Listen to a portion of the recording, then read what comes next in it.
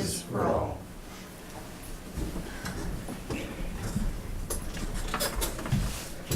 Thank you. I guess that's gotten to be the controversy of the day, things of that nature.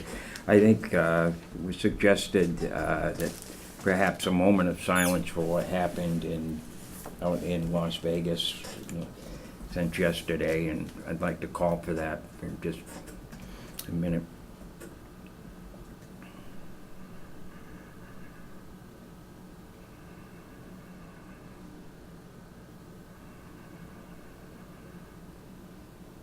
Okay, thank you. I think our thoughts and prayers are with these folks in their hour. Indeed. Okay, we have the approval of the minutes. We have several to approve.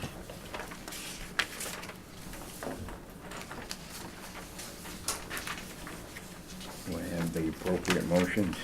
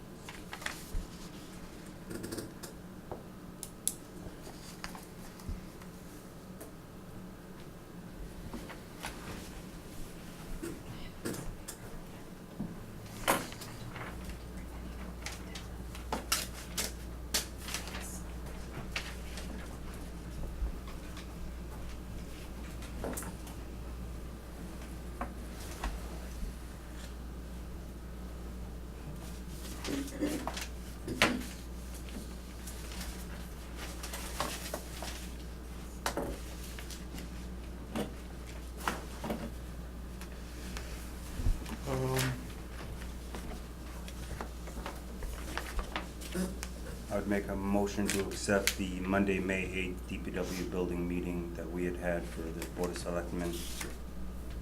The minutes. Second the motion. Okay, discussion, errors, omissions? Hearing none, I'll call for a vote in favor. Aye. Aye. Okay, that's unanimous, okay.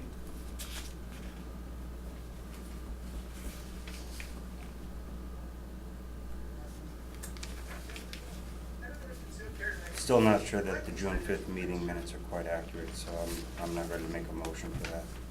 Okay, you want to put that off then? Yeah. Okay.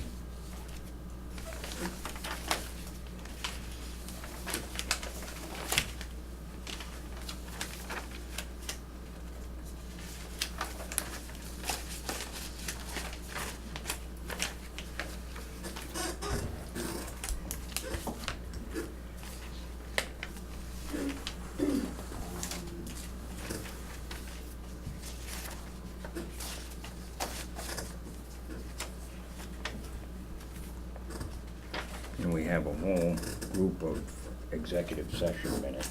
And those are for release. What? Those are releasable? Yes, I understand that.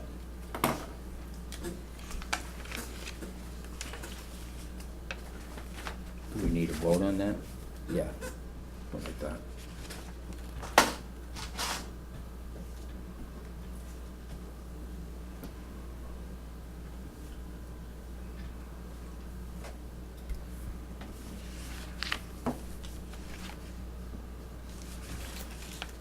Do you have any copies of the referenced other boards' meeting minutes? Those board keeps those minutes, not us.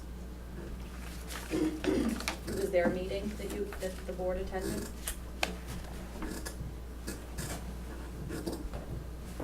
But they attended in the executive session. It was their executive session held.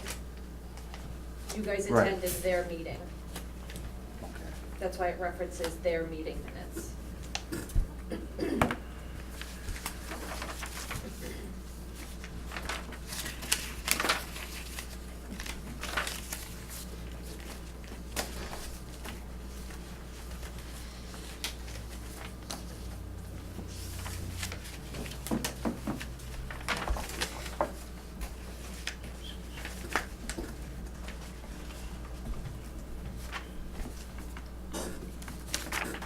Fay, do you want me to sign this copy of the May 8th minutes, or do you have a different one to be signed?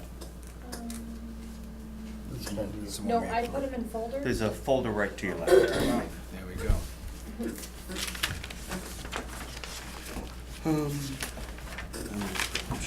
Okay.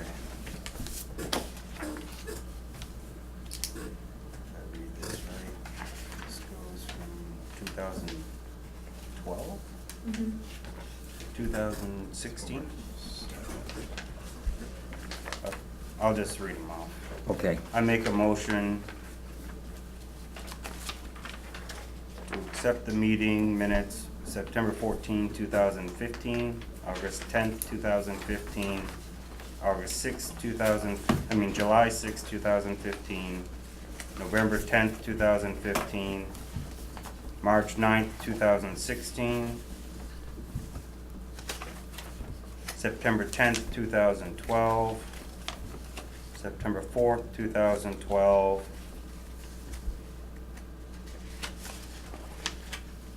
and August 6th, 2012, all of which are executive session minutes and upon approval will be released for public record. Of which I have no idea if they're accurate. Just being honest. Okay, do I have a second? I have a second, yes, the other second. Okay. Any discussion? Hearing none, I'll call for a vote. Those in favor? Aye. Aye. Thank you.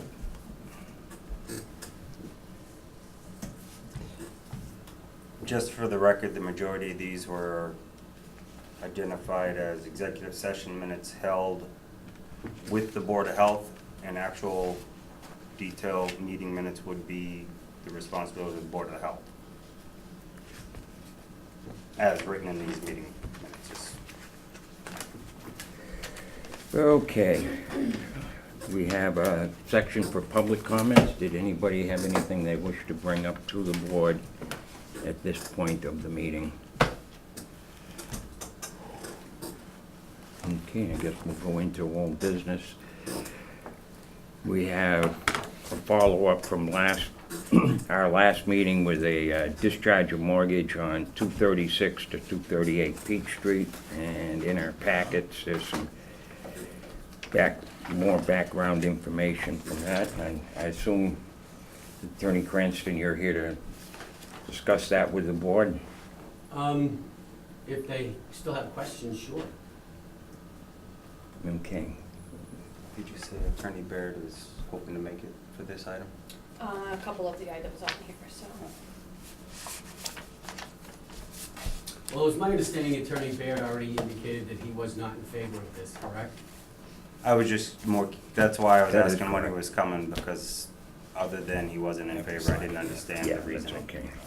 This one's all set. That one's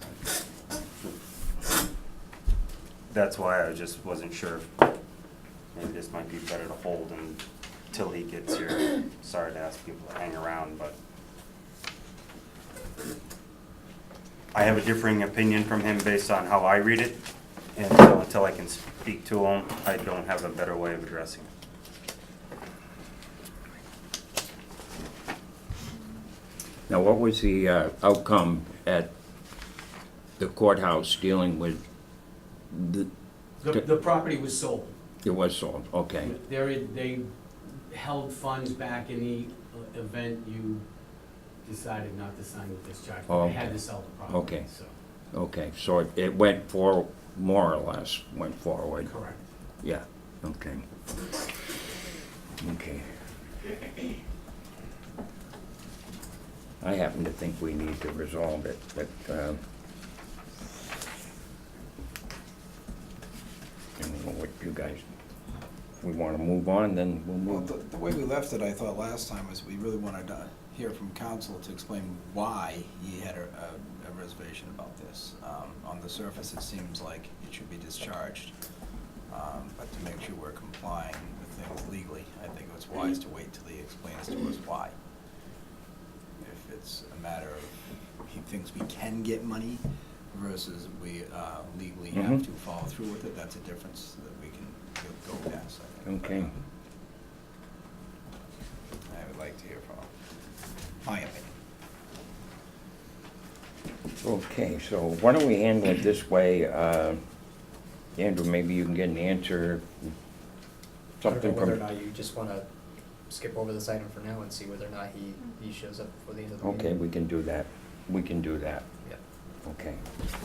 so I think that as far as in writing, we've Okay. received everything that we're going to, unless you wanna ask him something directly. I think that's everything we're gonna get. I think that's what we need to do at this Yeah. point, is,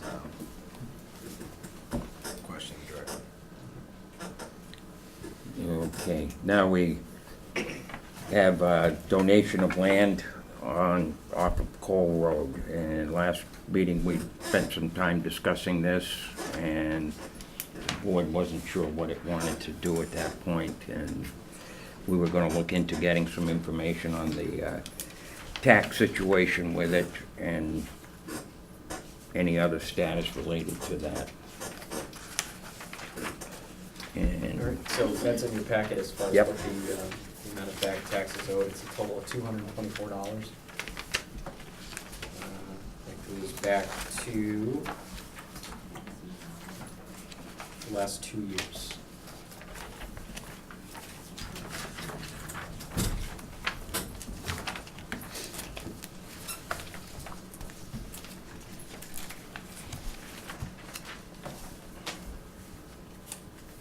So FY16 real estate tax bill was the last paid. mhm. You said the balance is like 200 and, what? 224. Tax collector's recommendation was for the town to accept the donation. Yeah. I mean, because we're gonna spend more money litigating this than we would ever collecting. I just needed to know that number, and that number clearly sets my position of, I'd rather take the land I than, agree. well, accept the land, I should say, it's not a taking. I'd make a motion to accept the transfer of land to the town. Should we include or environmental testing?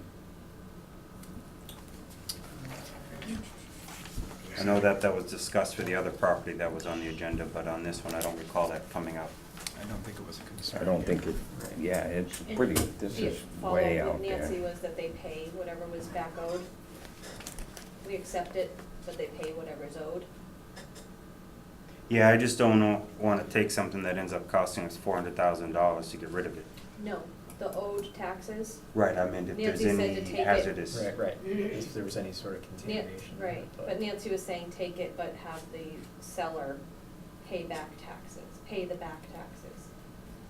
So we don't accept it and the owed taxes. You're talking about Right. 21E though, right? The hazardous waste or something like that. Yeah, I don't wanna That's what take you're the talking land about. if We're on two Doesn't- we don't know if it's. Yeah, yeah, we're on two We're different on thoughts. two different things, Yeah, but Yeah. I'm not even worried about the $240 if the land's clean, because the land's value makes up the $240 over time. It was more are we accepting something that ends up being a financial burden to the town, not a fair exchange? Well, the only debate would be, we're gonna make sure the land is clean and look at it, there's no trash or debris, or let alone looking, I don't think there's any reason to look for contaminants unless there's been something going on there. But if you wanna make sure that there's not gonna cost us anything first, we can always, revisit it if that's the case. But I also agree that holding out for the $200 in tax if the donating the land is, my guess would be the intent of donating the land is that we would forgive the tax, although they didn't request it, I would be inclined to, if taken in lieu of taxes. That's how I look at it. For the $240, I'm fine with that concept, but I don't know if there's any recommendation or who we should pursue to find out what type of testing might be the right thing to do to make sure we're not grabbing something we don't want to grab. I don't know either, so. Whether we have another board that has some knowledge and interest in that, that's worth checking. Unless conservation wants to provide a recommendation, it's anything I can think of. And I think this would have to go to town meeting as well. Yep. Yeah, we have to have a town meeting vote to Yeah. accept So it. do we want to say pending Conservation Commission review and approval? Yeah, Okay. that would be fine. It's very, very isolated. You can't drive there, as And far as I overall, know. this is gonna be an issue that we recommend for town meeting to accept that we don't actually do, correct?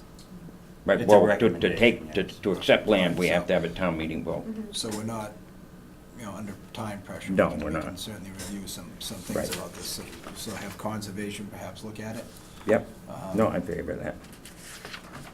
I don't know if. The only spending time money- pressure would be if we wanted to put it on the special town meeting warrant.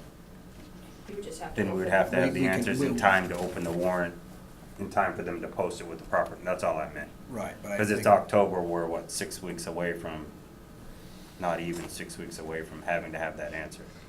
Yeah, I We don't got think about, that. actually, we got about 2 weeks till we're pretty much closed with it, so. I mean, I don't think there's any real rush on this, other than the fact that they might have to pay another, half a year in And they- taxes, but. If it I'm seems like correct, that's it's like it's $50. about $50. 200 some a year in taxes is what it, Yeah, again, you're talking about an extra $100. I'd rather just do another check just to make sure that we're doing our due Okay. diligence. Yeah. I'd Okay. make my Emergency does motion not lie on on that. us. Hmm? The emergency does not lie on us at this point. Okay. So I make a motion to have it further evaluated and revisit. Specifically by the Conservation Committee?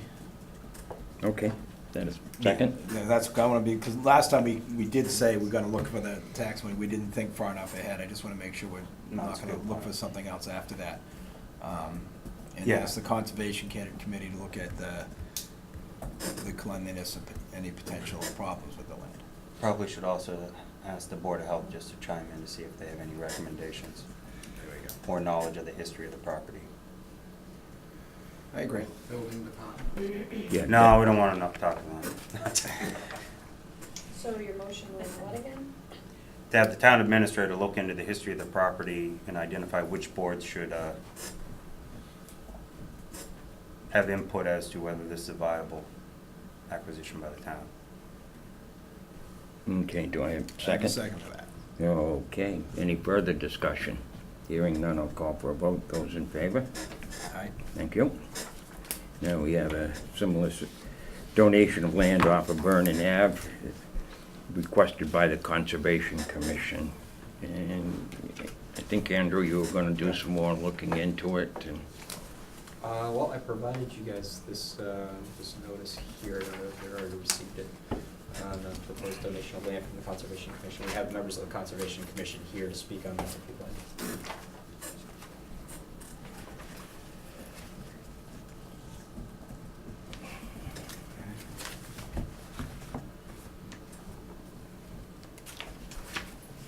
What is this? 21E evaluation. What is this? Requested A21 requested. That was- I have the full that was Yeah, done. it was 77 pages, I figured it was probably not appropriate. 55 of just test report. Pretty much, yeah, so I can forward that to you guys. We requested a 21E evaluation done, but they only did an assessment, and I don't know what the difference is, so I gave it to Andrew. So I'll forward that. Yeah. to you. What sort of things did it detail? I just received it today, I haven't had a chance to read it through, Yeah. so. Well, if we're waiting that, and we haven't reviewed that, and we should probably wait yet again to review it, unless you have a different opinion, but I would think we should, Mhm. make sure there's nothing wrong with that. That's the one that's down by the tracks, right, the larger parcel? Yeah. I think More of the industrial area, so there could be It potential. surrounds the town well down there. Right. Yeah, I don't think anybody's arguing that, we just wanna make sure we're given, So, since this isn't Do- already, but since this isn't already on the warrant, we have to reopen the warrant in order to allow them to put this in and then close it, so. Well, 2 weeks should suffice. Does our timeline work if we reopen the warrant on October 16th at the next meeting? You could reopen the warrant right now and close it tomorrow if you wanted. Yeah, I just didn't know if October 16th, You're we gonna don't have- have the That'll give us a timeline chance to have for another publishing. meeting. You're gonna have the final warrant to sign that night. Yeah, so you'd want to do it sooner the better. Then give you the time to go read that. Right. Because if you guys allowed it to go on the agenda, or at least open a warrant for consideration. place At your it. at your 11th, or meeting on the 11th, you can decide whether or not to keep it on there or Mhm. strike it. We can placehold it on the warrant, both of these parcels. Well, we should have a written placeholder from whoever is requesting that. We have a couple on the warrant that have no placeholders, like written. I don't know. That would be a Jim Baird question.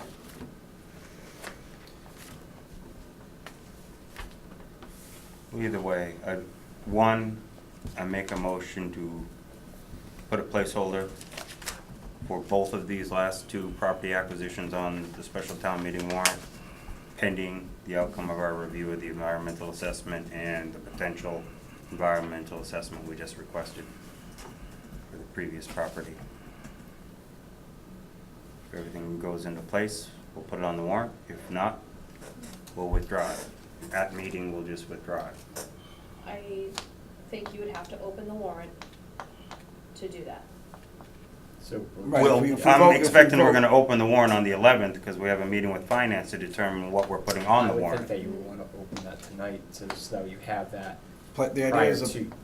placeholder Well, now. let's just make a side note, because we'll do that I'm guessing, we have a separate agenda item for that, so Doing this a is more, separate so. Agenda item for the warrant, I'm just wondering if, talking in the future, if you just want to open it tonight to allow these items to go on, and then for your 11th meeting, you can have full discussion on it. Rather than discussing an agenda item that, really isn't on the warrant yet.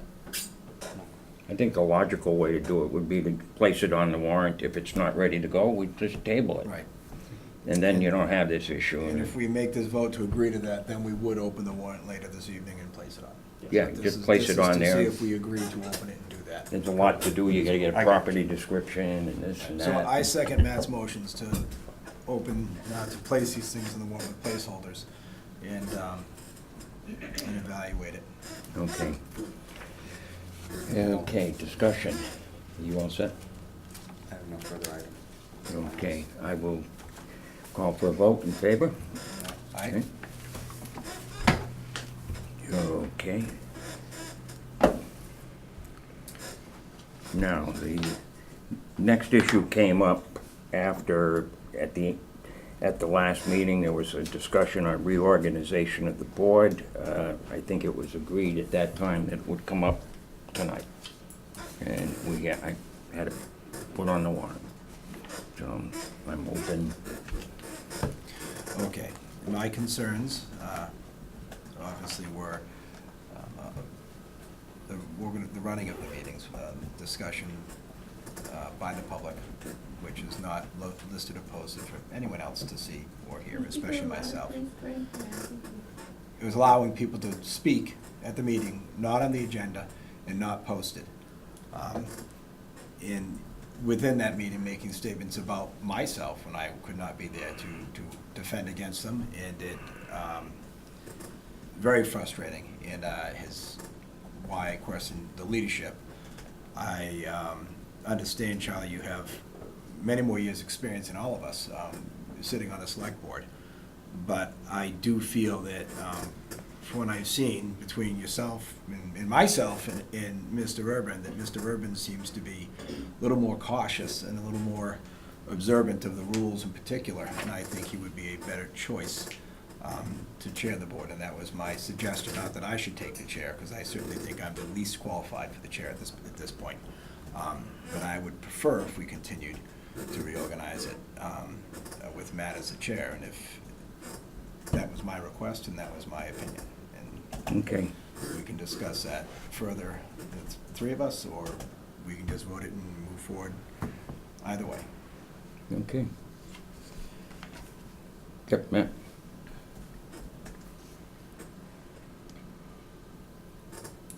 I appreciate the thought. Well, your position on that, it currently makes me look good, so I'll be honest. But the truth is,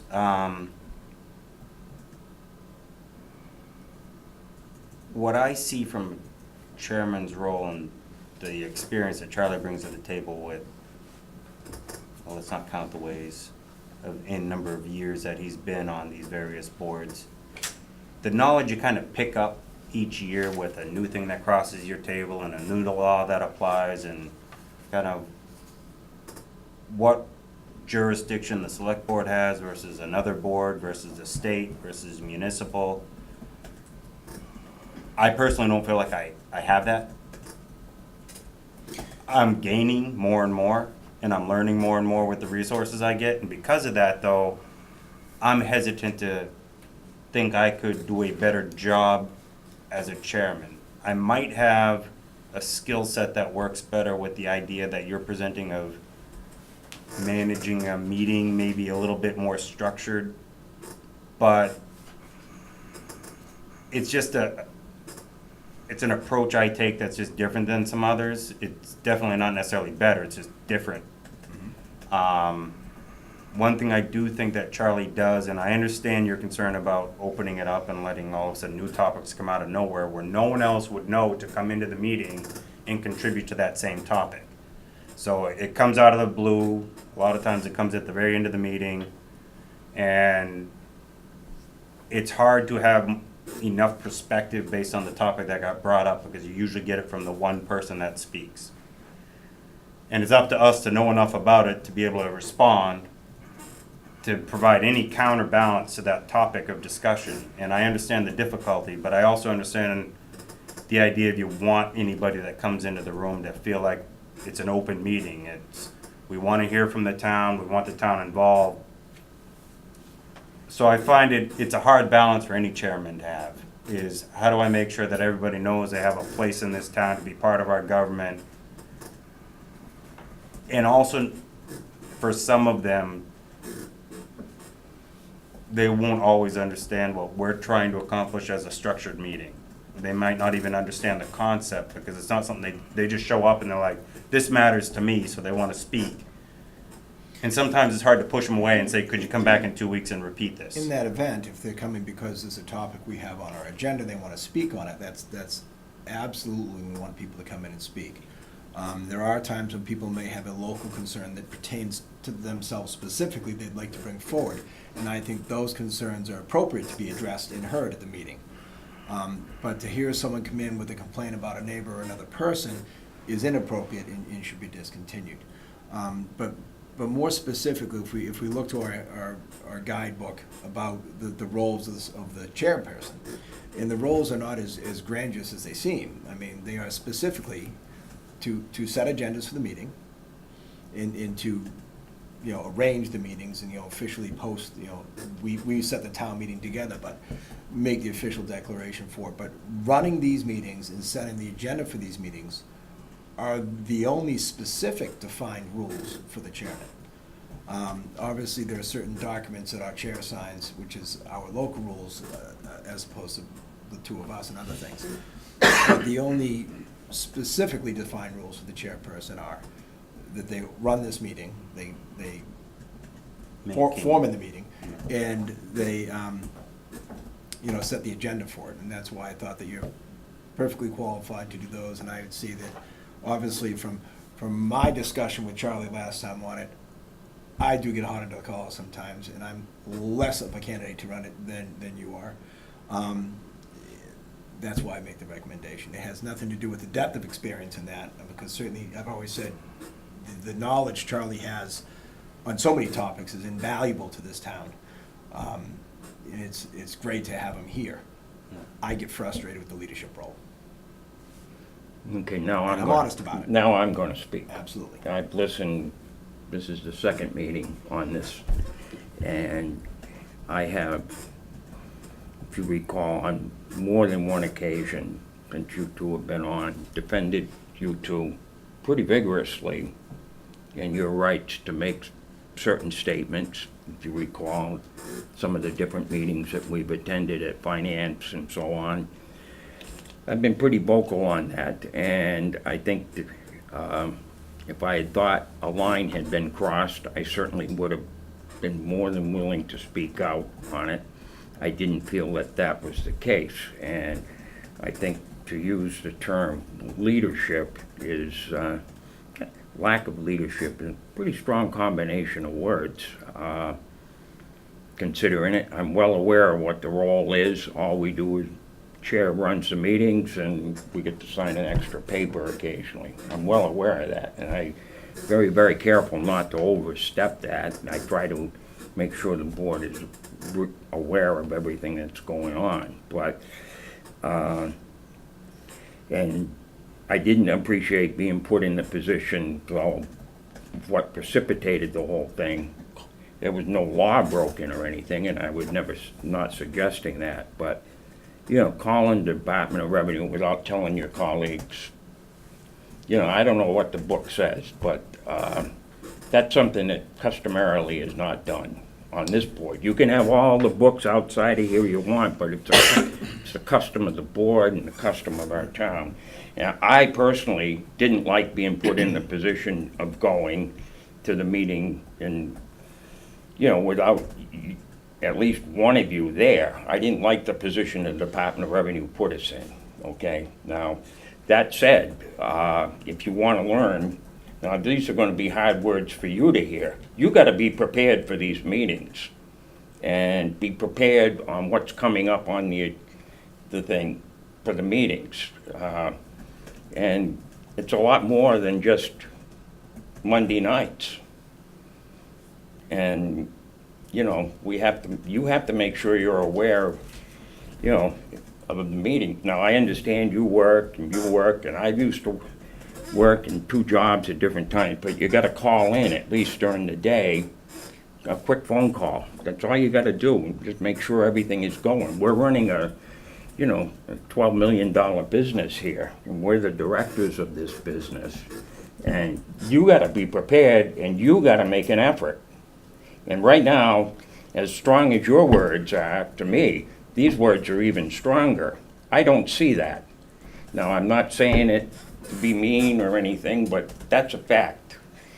And, it's, like the situation up on Cole Road and stuff, I don't have any problem holding it off, but this road is impassable. Nobody goes out there because it's fenced off. But, these are things that you gotta work on, and I think people coming in, we're a town of 4,800 and shrinking, and I like to think on the subject that was at hand, that people can come in a town this size and address the board. If they cross the line, if they resort to a certain tactic that I feel is inappropriate, I certainly don't mind speaking my mind on those issues. And I consider my ethics in government to be, and this really bothered me. There are certain things that I will stand up and go to the bitter end. And when you challenge my ethics and my fundamental core belief on something, I will come back, and it will be hard. And I consider my ethics to be beyond reproach. I may make mistakes like everybody else. I may have things that don't come out right. I can accept all that, but, I come to these meetings and I try to do the very best for the citizens of our town, and that's all that can be asked. And my ethics and what I consider appropriate leadership are beyond reproach. My reputation, I think, around town is pretty good. And I took very strong exception to that. If I thought a line had been crossed, I'm certainly not afraid to make that statement. And, we have to, if you're learning in this board, you gotta learn that when you're in a political context, you're gonna take a hit, and it just goes with the turf. And you may not like it, who does? I mean, I'd like to have everybody in Barry come in and agree with me. That'd be great for me, but it's part of the job. And sometimes the public is right, and sometimes I'm wrong. And I'll be the first to say it, and there was another issue that I ran on, and it had to do with the nature of the meetings, and I wanted to see the meetings change and be a little more open. And that certainly applies to comments that may come in our direction that we don't want. Now, maybe that's not leadership to you, but to me, that's leadership. Who wants to hear it? But I'm willing to sit here and listen to it, willing to defend my position. But I certainly don't expect an accusation or those type of words used. If you said you disagreed with me on the handling of the issue, I would have been well, okay, I can take that. But as far as being chairman, I mean, you were trying to make a change in chairmanship and you didn't even know the procedure. And, if I didn't have leadership, I wouldn't have told you how to go about doing it. It's not that big a deal for me to be chairman. I really don't take it or leave it as far as I'm concerned. Probably leave it most days, but, it was the wording that was used. It was very, very troubling to me. And I said, well, if I'm gonna have these accusations made, I have never said something like that to a colleague on the board, but I've never been in that position before. So I just wanted to tell you, and I would suggest that you call in and find out what's going on. You can't possibly get in. We've all been in those positions. And maybe you don't have to do it every day, but you gotta have an idea of what's going on, because there's a lot that goes on, and sometimes it's just routine, what seems routine, but it's not. It's important to somebody. So that's what I've got to say to you. I listen to you, and I thank you for listening to me. I certainly intend to rebut several of the things you said, Charlie. My words were chosen carefully and wisely. Well, they weren't. They were. Believe me, they were. As far as you making the statement several times as fact that I come unprepared to meetings, that's very untrue. Okay. You go ahead and try to find a topic that I didn't get versed on before a meeting when it's available to me. Contact this office. I contact the office on a regular basis, Okay. several times a week. Since I've been elected, I've probably spent no less than 20 hours in the office, my own time, missing work, to review documents and go over things and prepare for meetings. Mm-hmm. I've read, the report that Andrew put forward to us before this meeting thoroughly. I've read the contract completely, page to page, front to back for Sousa IT. I've read absolutely everything to this. So for you to sit there and assume that I'm unprepared because I don't want to have a conversation with you prior to this to tell you what I've done is silly. Obviously, I can't know what you do. You can't know what I do. That's part of what we promise the people we do here.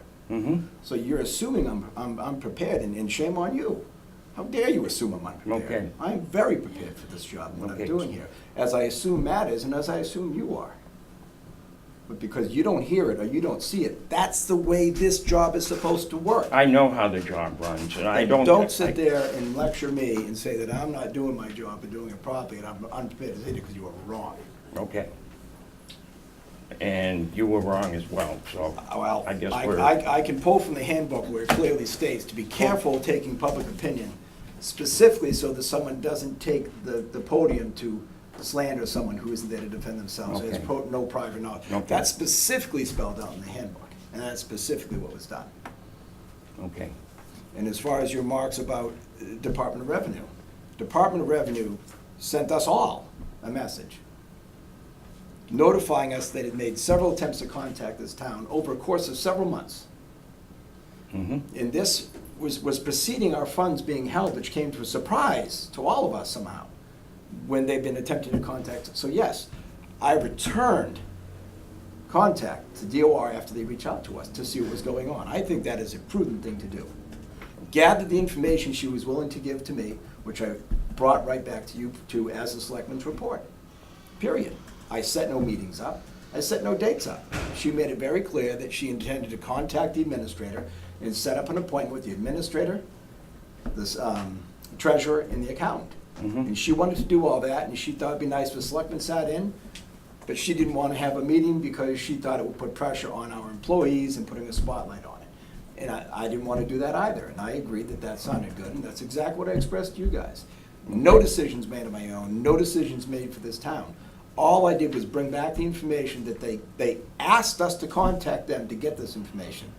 So I did that and brought it to the board. There's absolutely nothing wrong with that procedure. Okay.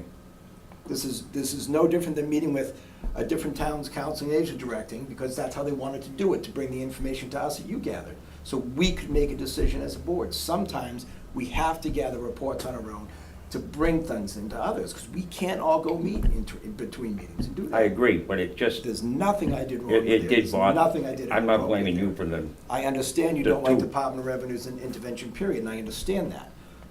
But as I did state, which is paraphrased in here, close on our meetings but not accurate, they're the ones holding our money, so we should pay attention to the things they want us to do. okay. Okay. So noted. I'm ready to move on here. There you go. I've got no problem with it, Charlie. I call it Okay. out when I see it. If Matt doesn't want to change it, And I then think you that's how it just found stays. out that I will too.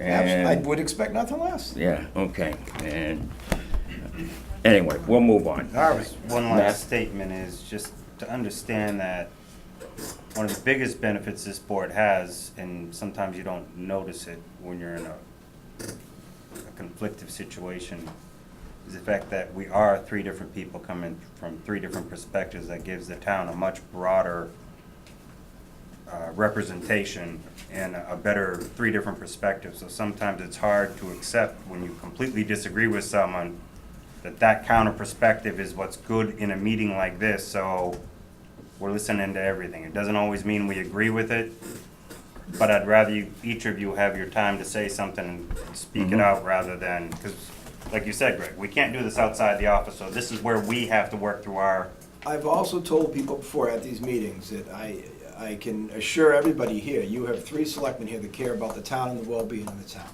And that's all of our intent, first and foremost. And yes, we have different opinions on how to get there sometimes. But I truly believe in Charlie's good intent for this town, as I do Matt's, and I know my own.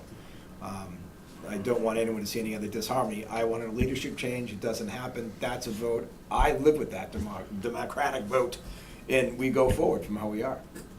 It's a done issue. Right, I'm ready to move All forward. right, please. Okay, thank you. Thank you for your indulgence on listening to this. Okay, now we're back to the town. Do you wanna skip past that one and do the council on aging quick? Okay.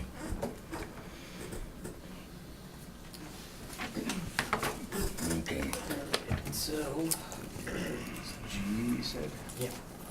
So I just provided I like the. these tabs, by the way. So I provided the current job description for the Council on Aging Director in here for you guys to review.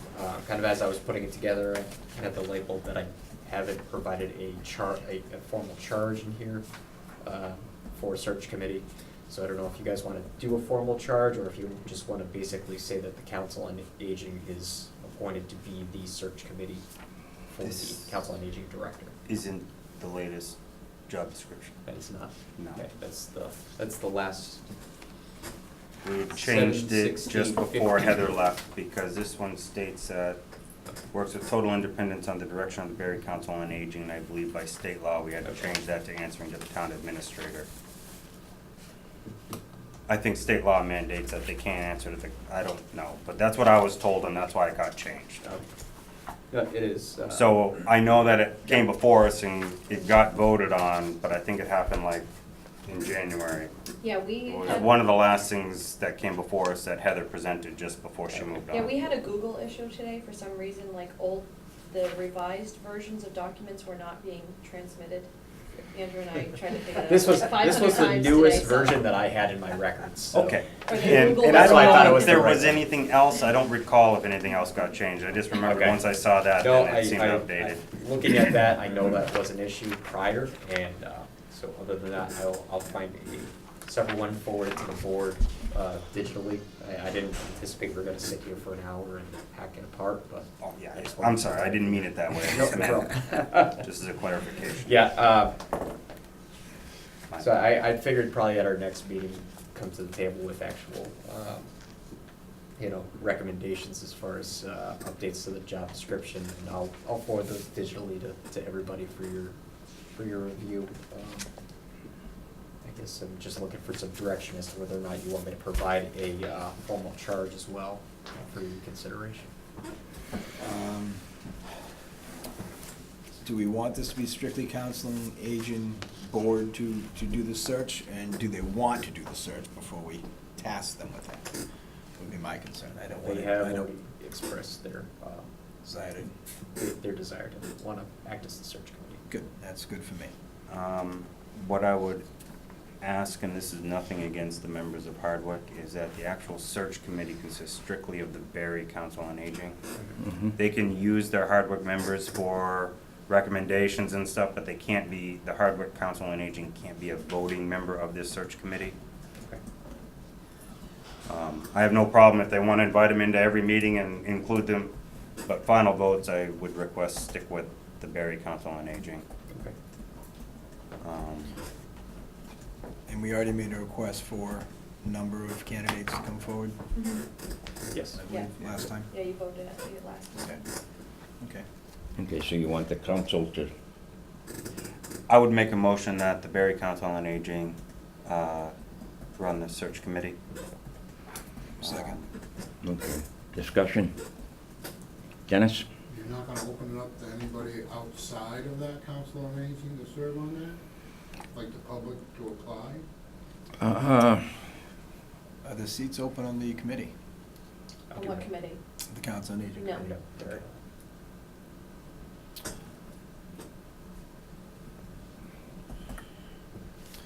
It's a good question.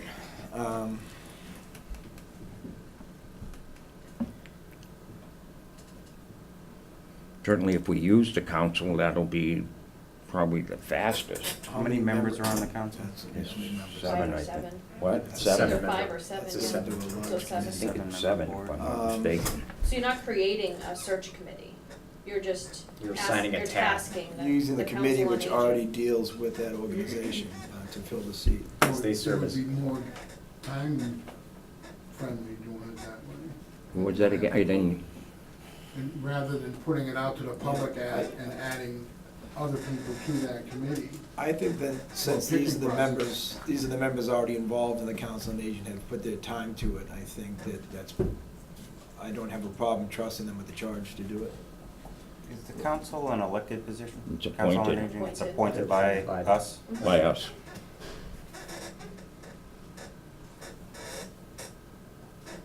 The formal role is to serve as an advisory board to the senior center. And they'll still bring us candidates, plural, which we may or may not accept or reject, so Yep. it's not like it's giving them full authority on it, but I'm comfortable myself to leave it at the committee level.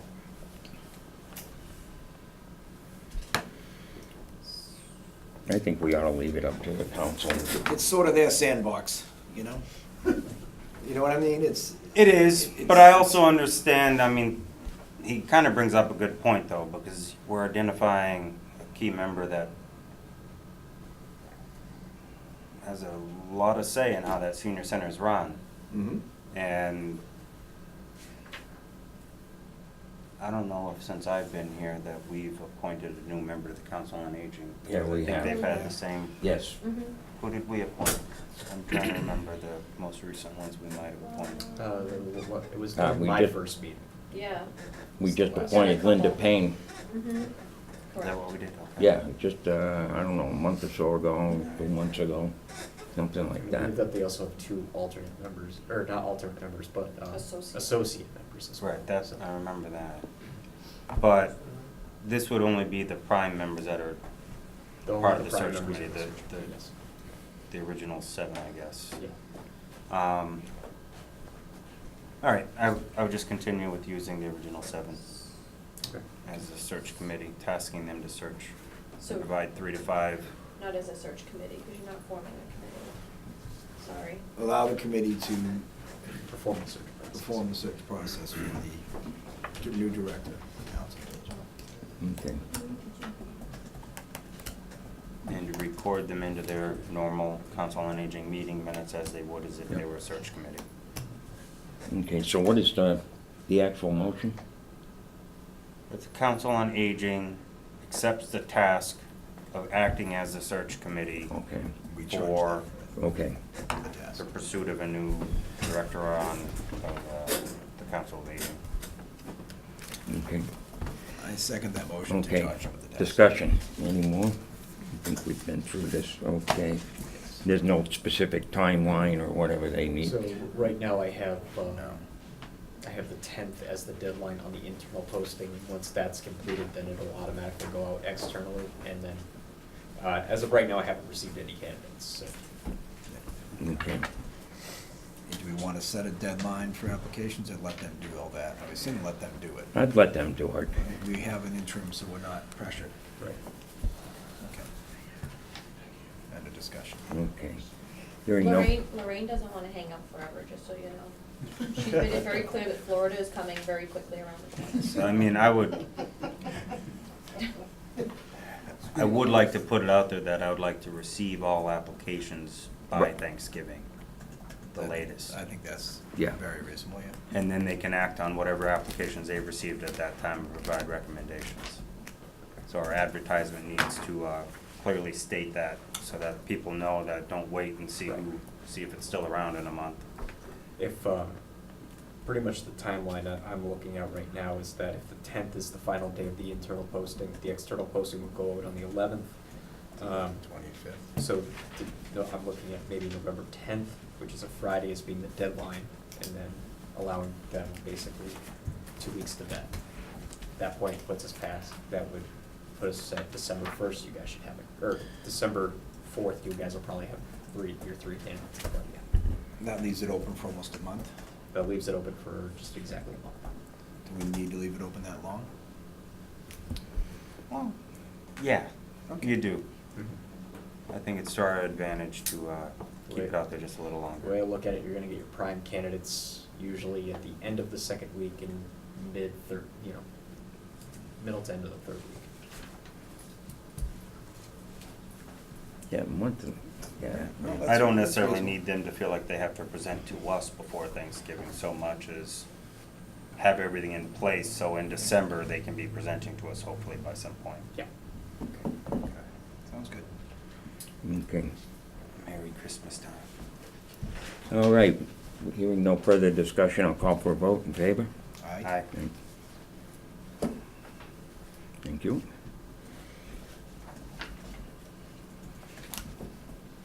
Okay, now, you all set to go back to the warrant? Mhm. No, No? how about we go to H first, because that's, Jim Barrett, I think, needed to attend for that part. If you get going on the town meeting warrant, I think he should be here by then. okay. Okay. All right, I would like to start with, I'd like to make a motion to open the warrant during this discussion. And second the motion to open the warrant? Okay, discussion. Hearing none, I'll call for a vote in favor. Aye. Okay.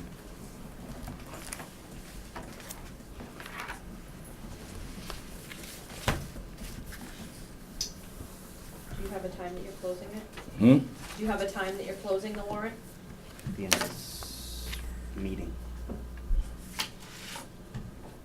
It's gonna, until Jim Baird shows up, I don't have a way of giving you a time, so that's why I'm recommending at the end of the meeting.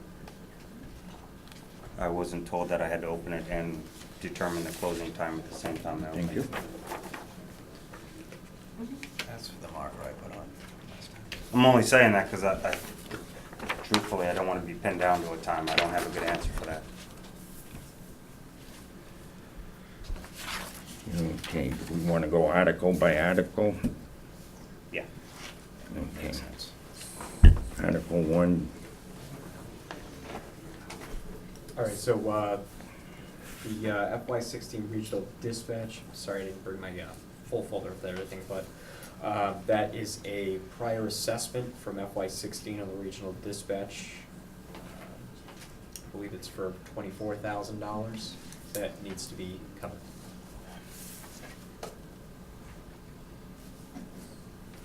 Can I just, one thing to add to this, so on, the next meeting with Finance Committee on the 11th, you guys will vote on the articles whether to keep them or remove them, mm-hmm, just so you know, that's Yep. not what this is. Yeah, so I'll just go through what we've received at this point. okay. Any questions on? No, we discussed I just that. thought we might want to just go over the articles Yeah. and take them as they come. Article 2, a bill from Solid Waste Solutions for total cost of $128 that we received after basically the close of the fiscal year. So this is just to pay a previous year's fiscal year bill. Okay. Any questions? Do we know what the bill was for? This was basically miscellaneous trash collection. It was, I do have I a think- copy of it in the yeah. office I can provide. So I think but- what it was is the DPW disposes of any trash from around, and then Mhm. we get invoiced for it. So this invoice came we received it well after the close of the FY17 warrant, but it was still predated in June, so it has to go on the town warrant. DPW doesn't use solid waste solution bags when that occurs? You would have to ask DPW, I don't know. 'Cause, I mean, our general relationship with solid waste solutions is user fees cover the whole cost. The town isn't paying them to do certain costs, so I was just curious how the $128 randomly showed up. I can I grab don't the know of invoice a and different- show you. Okay. I say I wasn't prepared with the actual. Understood. detail. That's why I'm asking the question, because I know we do have until, like Faye was saying, the finance committee to actually say yay or nay, and I was just curious. I know Jason what this said is before about. that whenever he throws stuff away, takes to the town barrels, he is charged for that by Solutions down there, so that's probably just what that is. Alright, so it's just They general generate. construction type debris, and they dump it in the other dumpster. All right. No, even if he picks trash up, takes bags at the barrels in the common, they're just in, bags. They Okay. take it down, they pay for it, Alright, thank you. I believe. Article 3, a ban payment, that is for the in the FY17 capital purchases, there was a shortfall of $281.80 on the interest payment that was a shortfall in the FY17 budget.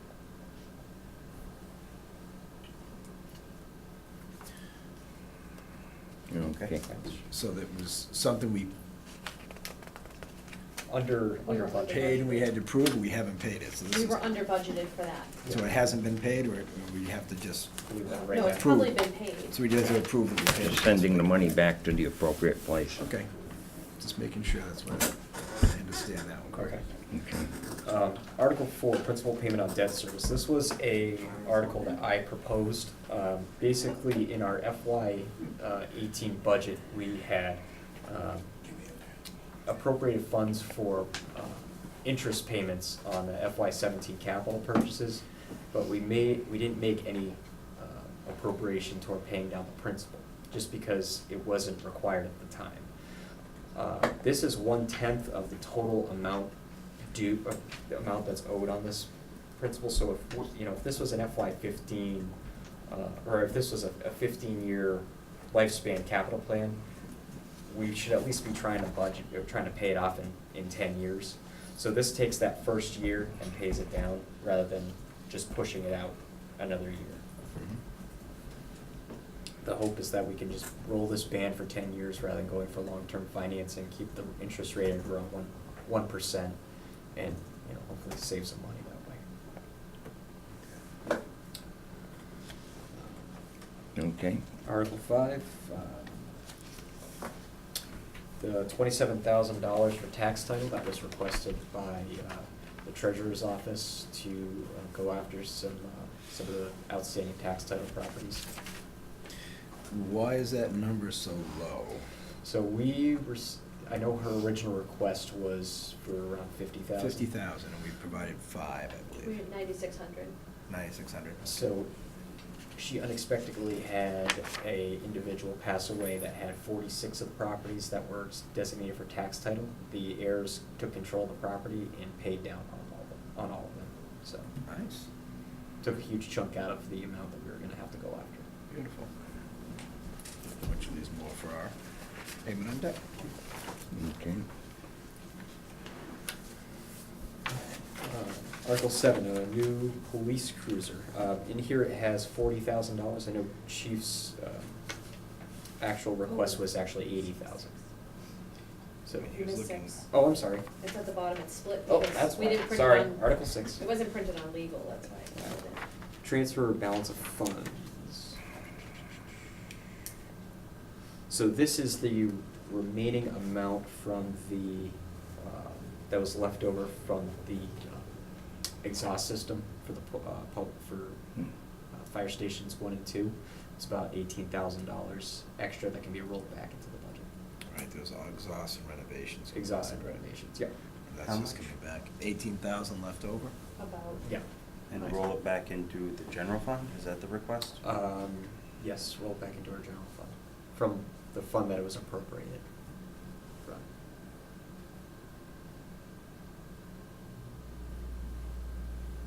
I believe if it was, I believe it's back to the general fund. Does that have to get Suggest we need certified as free Clarify cash? that in here, The where we're motion. rolling it to. The motion will read that.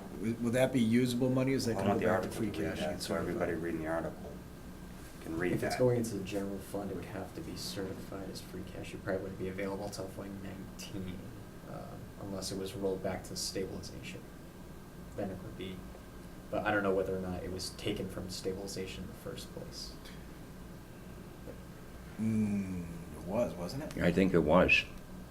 That part. Which No, it station is shouldn't. this? It was Station taken- Stations 1 and free 2 cash. exhaust system. This wasn't That the, was Right. a capital this plan wasn't the item 2 ladder, years ago. this wasn't the truck, this was the Yeah. Exhaust system. exhaust. Yes, that might have been. Charlie might be right, it might have came from free cash. I think, Yeah, wasn't it done, I don't remember. I think where it that took 2 votes or But something. I don't think it can go back to free cash, it has to go back Right, to it the would have to general go to fund, the which general fund becomes and get free rid- cash at the end. Yeah, Yeah. would It's get an recertified. unexpected income that has to go through the balancing Right. before. Okay. So Article 7, that's for a police cruiser. We have 40,000 in here. I know his original request was for 80, so that's something we can take up. But my recommendation was at least for just one police cruiser. And I'll let the chief basically put the do the presentation on that. Article 8 for police uniforms. His is an anticipated deficit based off of the expenses to outfit 2 new officers. The total cost on that, $6,107. Can I go back for a second for the Yes. cruiser? Have you Yep. discussed that with the chief yet, about putting one on as opposed to 2? Yes, so He's we've kind not of, fighting it? so we've discussed this, and the biggest, the biggest thing that holds us up is basically our availability of funds right now. The way out that I would like to see this proceed is that we fund one now, we fund one in June, possibly from free cash, and then try to budget one into the next fiscal year's budget. And that would bring us up to our full, that would bring us to where we need to be. Do we need to put 3 in service in the next year, you think, really? Based off of the amount of mileage that are on 3, I can let him provide the. 150, 130, So, 100? so he has 3 cruisers that are all over 100,000 miles. Okay, I thought one was under. There was one, but he's unsure, I guess there was an issue with the odometer being rolled back with the replacement of an engine. So he actually has a presentation on that. I'll allow him to present that to you guys at the joint meeting. So- Okay. Good enough for now, I just was Alright. curious what his take was gonna be on that. 'cause I know he's he'd pretty love to adamant have 3 cruisers right off it. If we could afford it, he'd like a new fleet right with everybody. right now, so. Okay. All right, so I'll go down to Article 9, Fire Station 2 renovations. This is Skip basic. Article 8, I believe, the uniform. Oh, I'm sorry. No, we covered it. Did you? Yep. Oh, we were still talking about cruisers, I got. I went back to sorry. cruisers on him All right. after, I jumped back, You sorry didn't about skip that. it, I just Sorry, it's okay. lost it. in the jumble. Outfitting uniforms to the 2 new officers. Thank you. All right. Article 9 was for renovations to the Fire Station 2. And that was a requested amount of $15,000. And that was for miscellaneous expenses. I did request that the chief get firm quotes as far as what the cost would be for the amount of work that he wants to be done, rather than asking for a blanket amount. But we'll hope to provide more information for the joint meeting. There's not much in Station 2 right now. It's, Right. there's still dirt in part of one of the floors, and cement on one side, partial and part dirt on the other. Our air bottle refilling station is in there, and they have finished a bathroom off at least.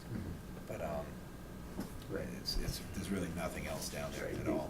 He took me for a tour of the station. Okay. And, I saw a lot of the need. I'd just like to see I don't an think that, actual. I don't think that'll take it very far, but. No, but I'd like to see a monetized list of what he'd like to do Yeah, I agree. with that, rather than saying that, give us $15,000 and we'll do what we can with it, and we'll be back if we need more. I'd like to see, this is what we Here's need to what we get can do done. for 15,000, yeah. All right, Article 10, IMC software. This was another request from the chief. It's to bring us up, bring the software up to current standards for $9,500. But he did indicate that he has a grant application out there right now to try to cover that cost. Article 11 was the amendment to the Code of Barry that was presented by Mary Jane Beatty.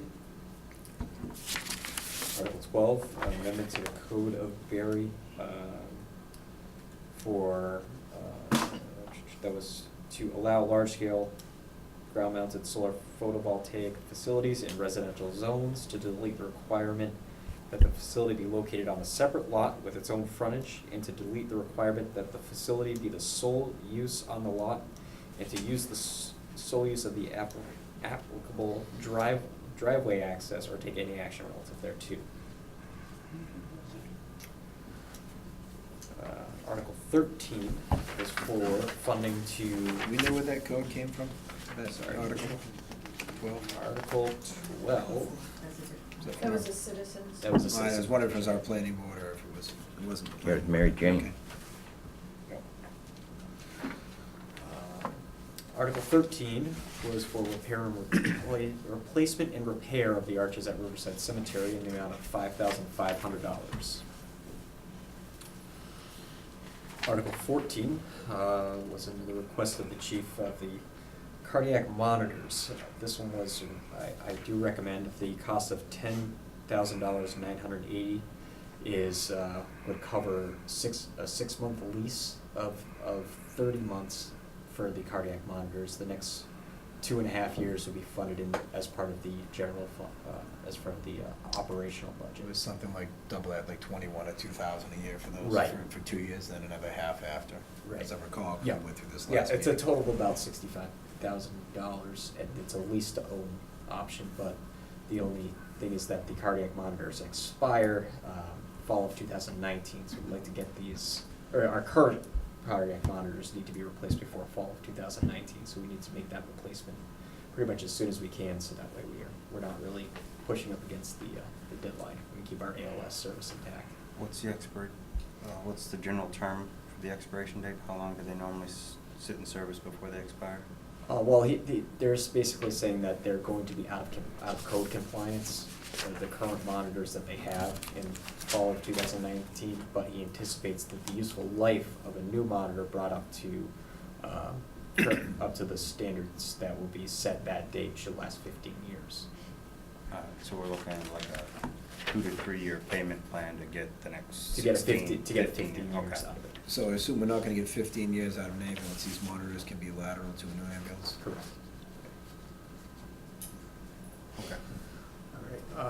Article 15 was a zone change petition that Charlie had brought forward to me.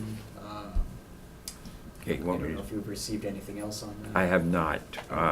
There was a request from Peter Tripolo on a piece of land off of Peach Street, and Been on your agenda. it, Well, somebody's coming tomorrow to talk about something, but we haven't received anything. yeah, he just asked me if he could bring it forward. I said, I can see what we can do, and here it is. And I said it had to go before certain hearing procedures. If it wasn't ready, then it can't go forward. I made it very clear. We've had 2 or 3 discussions on it. So, my It's on your understanding agenda for was it tomorrow? actually hadn't started. He's coming again. That's what I meant, so Right. I'm just, okay. We've had no request, plus they would request it with the Board of Selectmen first. Right. Before it would go to planning board. They what? Yep, because you want to put it on the warrant. Right. I don't even know if it can make it. I told him there was an issue with the timing of all this, because you gotta go through your procedures, there has to be a hearing, it's gotta be posted, and then it's gotta So he go. hasn't given us any writing on it What? yet? He hasn't given anything in writing yet, he just, He's request. giving them something, I guess, right, or he's giving them Yeah. something. Just the request to be It's on an the agenda item, okay. That's all I know. So chances are by the time it's actually vetted, it's probably. I would probably think we're we'd- talking annual. Have a pretty good idea where it stood by next, if it was even capable of moving forward by next week, right? I would think. I'm not sure you can, given all the timing issues, if it can go forward, but It'd be a challenge at this point. What? It'd be a challenge if we don't have it would be a writing at this big point. challenge. I informed him of that, you still gotta go, you still gotta have hearings and everything. So, that's, It's my understanding that if it's parcel that he owns, he can petition the board to consider the zone change, and after the zone change, then recommend it to the select board to recommend to go to town meeting. But if he's not the owner, he'd have to get 10 signatures from residents in order to get it even petitioned to the planning board. But I don't know. if Is he this, owns is this to property, so- apply to a certain lot or an area in general? it's, That's another question. Because zoning would normally be an entire area to Right. change the designation of a zone versus Right, and change of use in a lot. I would did be- have some discussion with him as to, on something like this, we have to be careful that we're not just creating zoning for an individual, or I guess they call it spot zoning. But, we have to be careful of that. There could, somebody could think it has that appearance. I don't know if that would be the case, It would but, have to be, it would have to basically attach to a like zone. So Right. if it's in a commercial area and it's currently zone residential, it'd have to be abutting a commercial zone, just not like the area Yeah. that map little one is a commercial zone. It would have to be part of a larger zone. Yeah. Or else establish multiple parcels as a new zone. That would. you well, would that's think. what I know. You and would I- think that would need everyone's participation if that were. Well, it's residential. I don't know where the different zones down there start. I'm trying to think. There's some business commercial off of Main Street, if I'm not mistaken, and then it goes back to resident. It's in and out. I don't know. He's well aware of all these issues. This is not something I that, have my doubts he'll get it in time at this point, but. well, I we'll see. kinda, Just my thoughts on this was part of what I've been talking about on a town plan.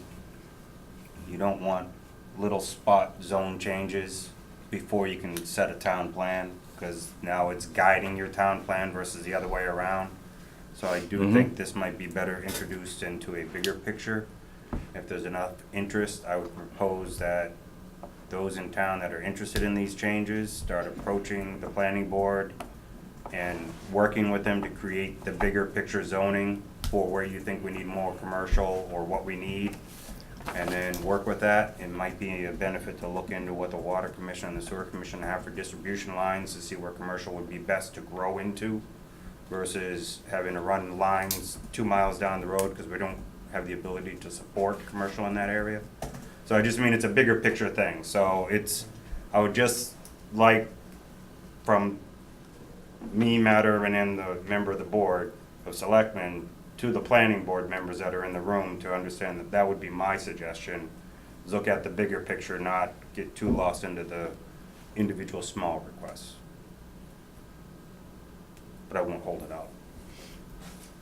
Just- Okay. We can discuss this further, that's right. And the last one was the bylaw change that was requested by Greg, which he provided to you tonight.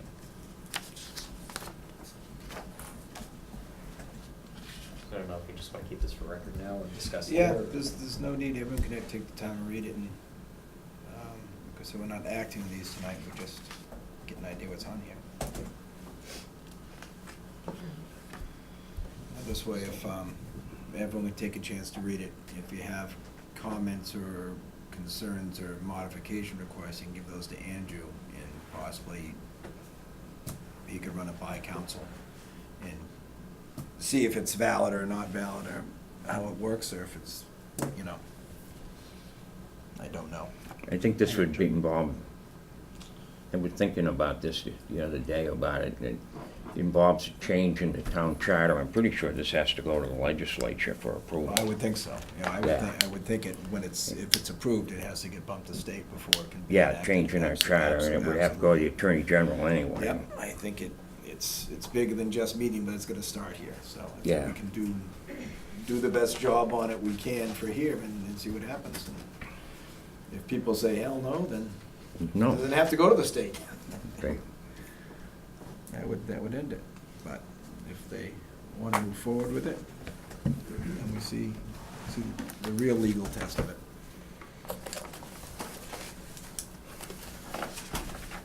That's all I got for now. Okay, thank you. And we'll be meeting October, I'm sorry? our meeting is next week, Wednesday. October 11th, Wednesday night? Wednesday, yeah. Yep. Quick discussion on that if I can about, Yep. Andrew had commented before about the amount of funds we'd be wise to spend out of stabilization. If we did all of these, have you done a rough idea of where that puts us? I Really did, overdoing yeah. it? Unfortunately, I wasn't prepared with it tonight, but I do have it. I also have some recommendations as far as what we should and shouldn't go forward with. Okay, so we'll get into those next time then? Yes, yep, So they're all not necessarily fundamental to stay in a reasonable, healthy stabilization fund? correct, yep. But free cash in June may make. Correct. It would make the rest of these. most, you know, it would definitely change our game plan, but at the same time, we'll also be talking about funding the next year's capital plan. So, I and understand. it's also going to depend on where that free cash number lies. I did touch base with the accountant finance, or in the treasurer's office. They both indicated that we're about 2 weeks away from being closed as far as our financial statement, and should have, before free cash is sent to the state to be certified. Good. So, Sounds I like was it's on hoping, I was time. hoping for last Friday, but, you know, that is considered to be on time. So, I mean, we didn't hit the mark, but we're It's- closer. It's a lot better than we've done, so that's good.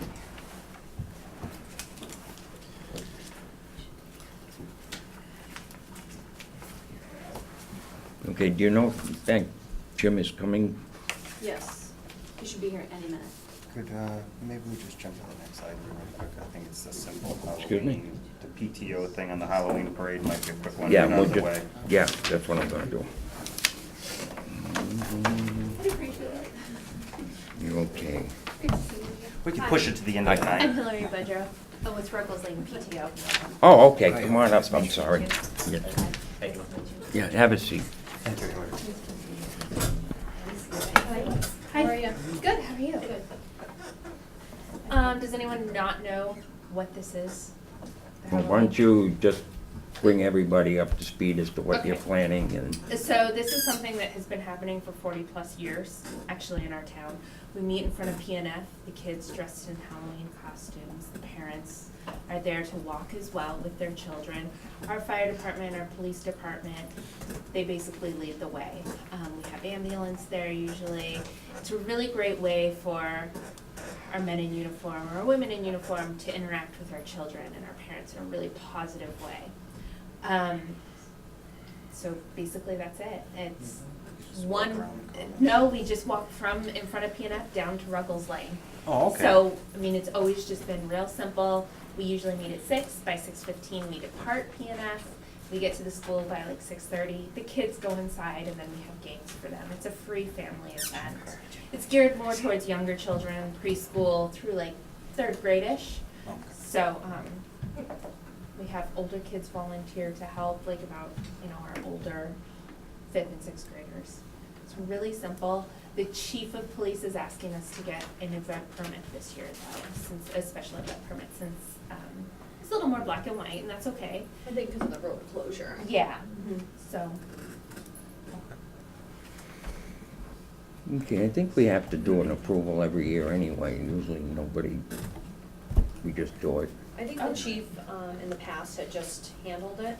But yeah, I remember doing it sometime, but it's been longer than 40 years, I know that. yeah, But I'm- I just talked to a former resident, and she said she remembered it when she was 8, and she's 52, so she's like at least Yeah, 44 years. I'm 63 and I can remember it when I was 8, so we're, so. Yeah, I mean, And I think there might be a pretty few strong here in the tradition. audience that Yeah. got me by a few years and they can remember it. I would just think that the chief may also be remembering that I told the Christmas committee that they also need to do a special permit, 'cause let's not waive it for various people and then start creating subjective, well, you made them, but you don't make me, so like, it's, no one's gonna say no. Right. Now, can I also ask that the fee be waived as well? This is a nonprofit organization. What?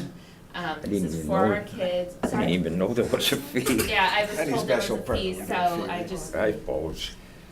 so, I make a motion to approve the request for the PTO Halloween parade and waive the fee for the special permit. Okay. I second that motion. Discussion? Hearing none, a call for a vote. In favor? Aye. Thank you. The Thank kids you will be much. excited to continue. Okay, thank you for putting it on. Thank you for working with it. Thank We you. appreciate your efforts. No, we order like 500 a year, give it to every kid and give it. Okay, now, you're here for a couple of issues, right? The Morably issue? Just stop up and say hi, Charlie. Aye, well, that's good. Well, Did you bring coffee? I didn't bring any coffee. Didn't think so. I just had a tour of central Massachusetts all day, but that's another story.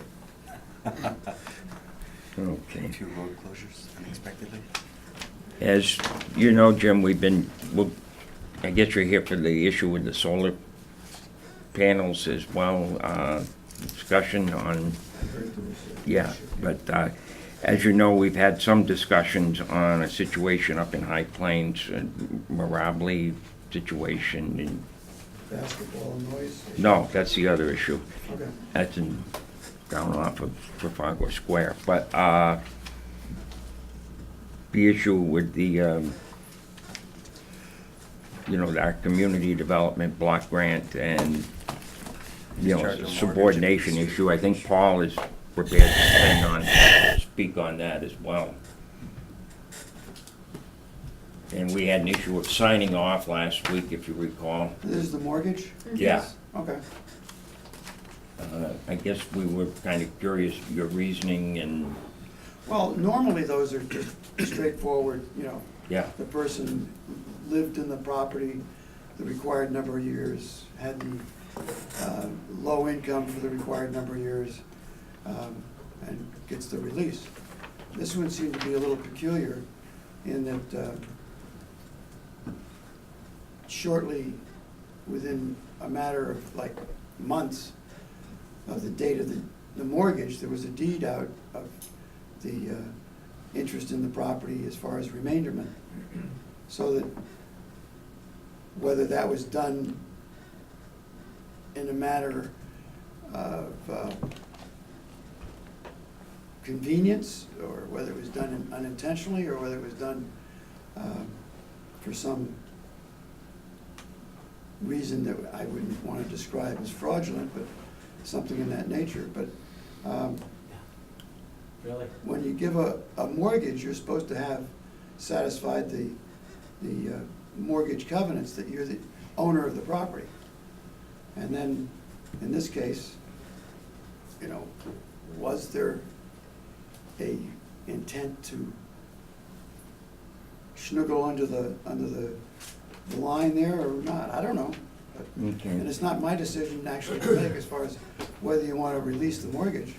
That's the board's decision. Right, and I guess, The fact that the deed included what they call a remainder interest meant that someone else also had some interest in that property. And I don't believe they qualified income-wise for the Mhm. criteria for the ability to have that special status of the mortgage. So that's sort of the weird part of this, if you want to call it weird. okay, As I said, it's not my, okay. I don't care. Okay, just before you go on, Paul, I guess I can, speaking for the board, that it was kind of the consensus or the spirit of the board to work out something that could accommodate, you know, the individuals with the property. Mhm. And at least that's the way I took it now. So that was our perspective, but I think there was also the spirit of the board. We don't like to disagree with you on some of these issues. We're not lawyers. Well, I didn't try to present it in a way that I was giving you some kind of legal edict that said you couldn't release it. I hope that wasn't.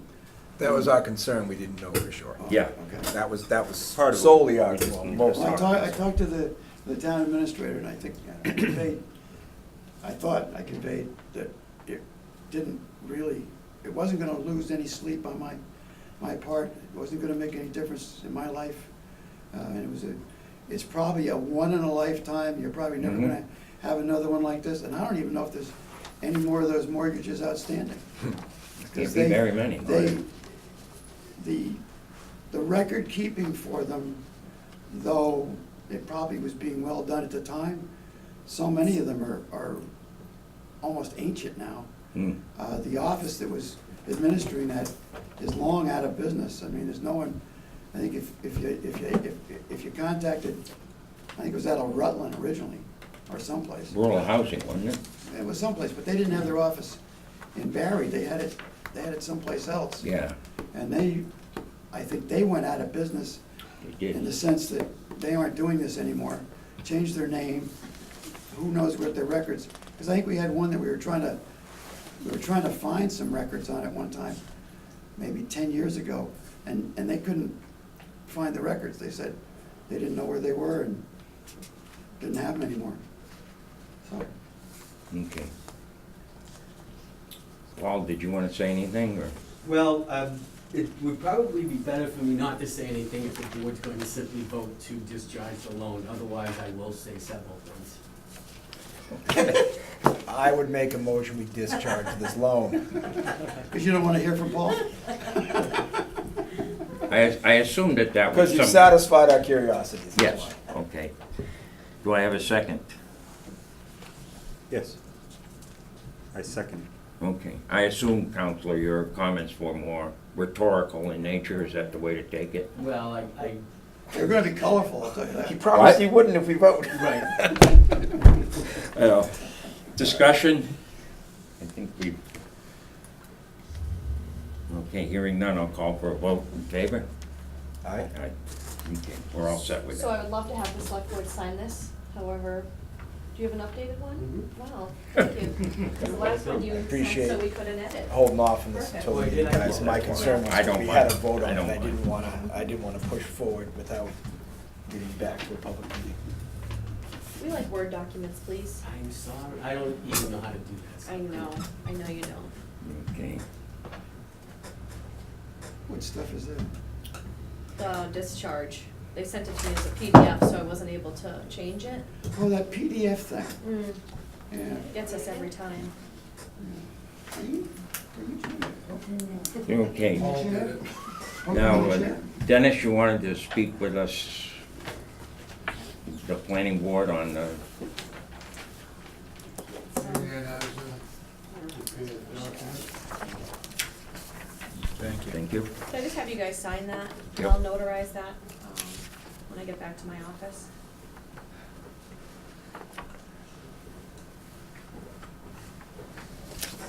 You go.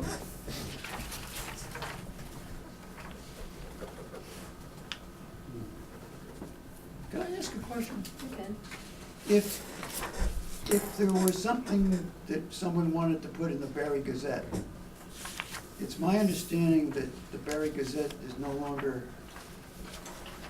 housed in the lovely town of Barry. No, it's not. Correct. Yeah, sad to hear that that fixture's gone off the common, isn't it? Yeah.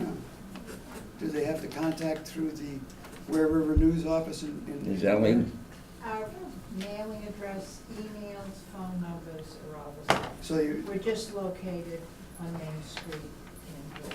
okay, okay. Thank you. must missed all of us walking in with our advice and everything. Good advice is certainly worth the price, as they say. It's free.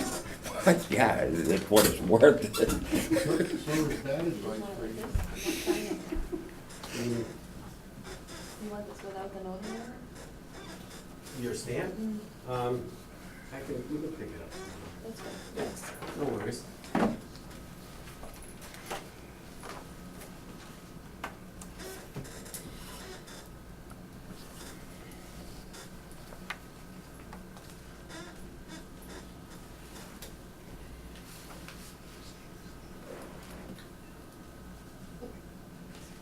Look like you're asleep, Sam.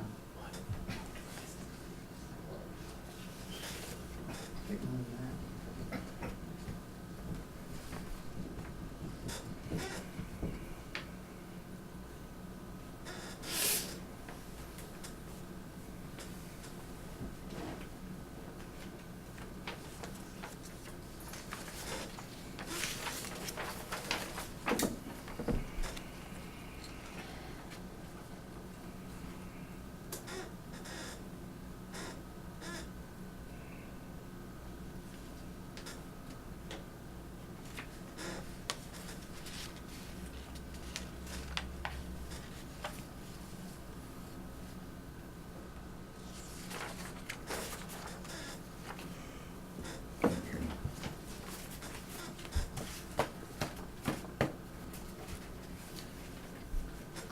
Dennis, did you want to, I'm assuming you're speaking on behalf, would speak on behalf of the board? If you have questions, Okay.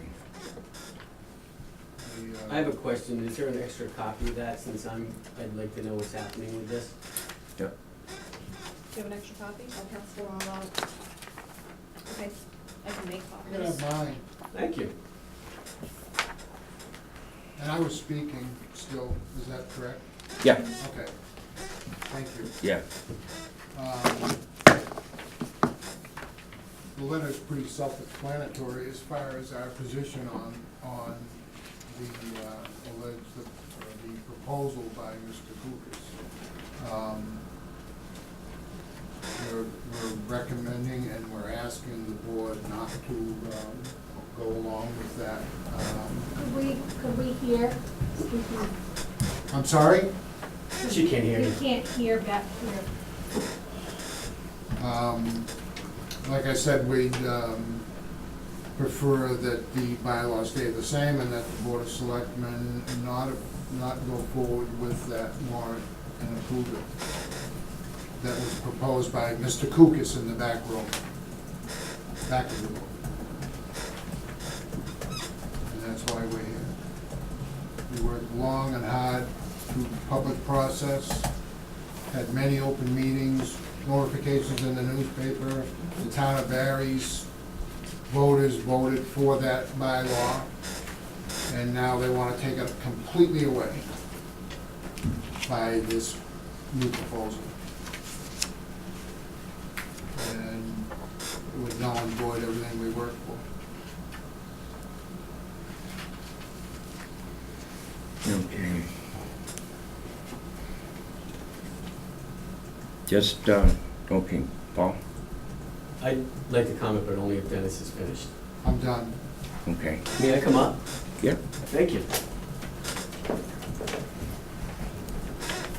I couldn't disagree more with Dennis, but I'll try to explain it. First of all, I went back and looked at that meeting just before I came here tonight.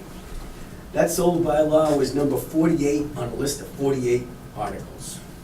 there were probably half the people maybe still in attendance at that meeting. That meeting, I think, lasted 3.5 hours. About 3 minutes was spent on this. This is a 9-page fine print document that people were handed when they walked in to vote on this at a town meeting. That's the process what I'm asking this board for is the process. This is how this works. The planning board should not be coming to you because they're offended that I want to amend their bylaw and tell you not to put it on the town warrant so the citizens don't have a chance to vote on it. That is ludicrous and embarrassing. I want to make 3 simple changes to this. And if you look at this map that you have up on your wall here, you will see that if you read through that zoning bylaw as far as solar is concerned, they have effectively wiped out anybody's possibility of putting in solar, except for maybe 5 or 6 spots in this town. So folks like Andy Kukas, who has a farm, who's right next to 3-phase, who's trying to make ends meet, cannot take advantage of the solar that's allowed in this state, that's allowed and encouraged in this state because of the bylaw that they prepared. Now, they told me that no one even showed up at their planning board meetings relative to this solar bylaw. That's not unusual, obviously.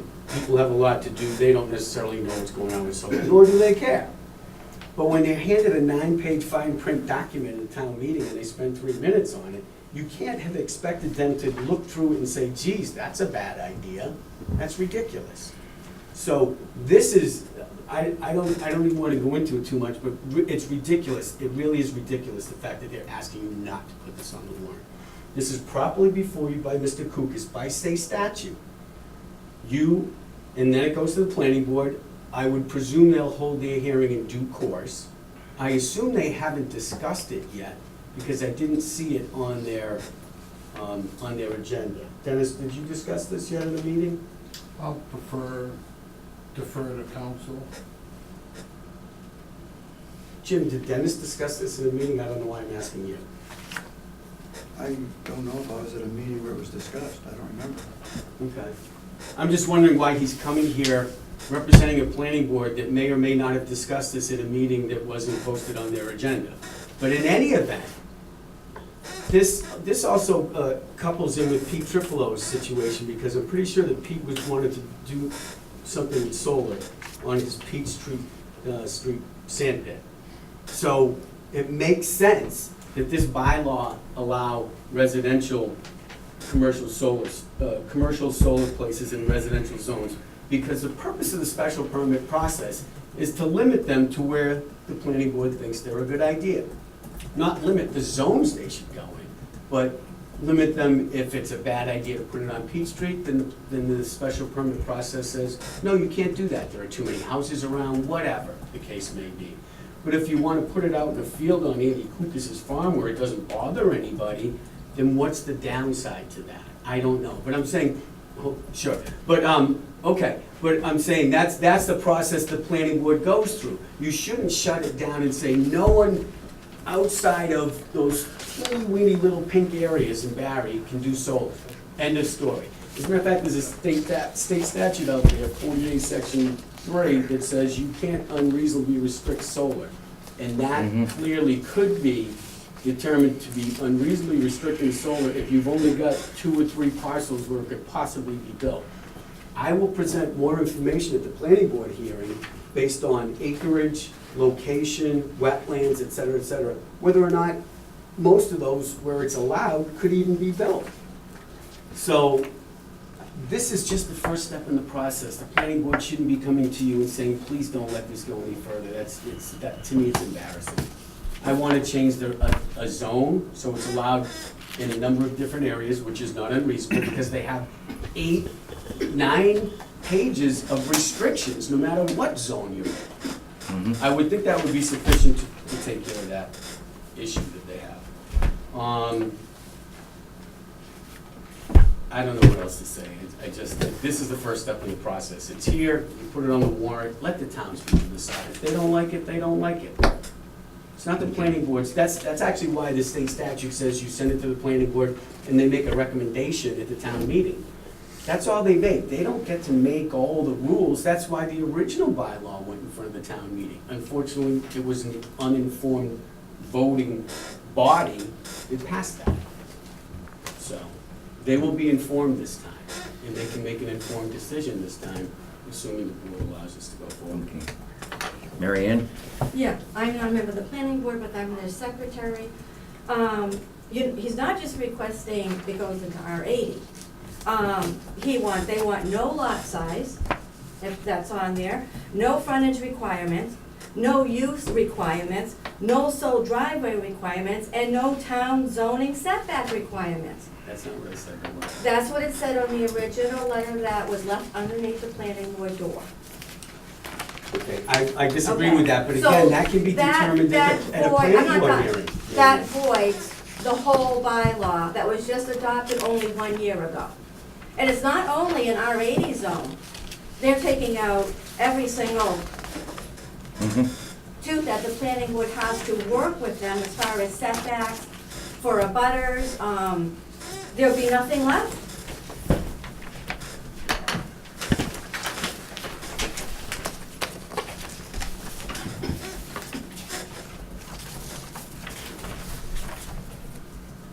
So it's not just one change. I don't see anywhere where it says anything about setbacks in here. So, but again, that's a process for the planning board. That can come before the planning board, and they can either decide they like it or not. Obviously, they don't, and they can get up at town meeting and say, we don't like this.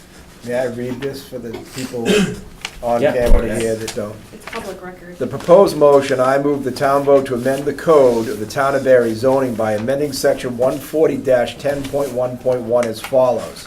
To allow commercial large-scale ground-mounted solar photovoltaic, if I'm saying that properly, facilities in residential zones, to include the requirement that the facility be located on a separate, to delete the requirement that the facility be located on a separate lot with its own frontage, and to delete the requirement that the facility be the sole use on the lot and the sole use of applicable driveway access, or take any action in relation thereto.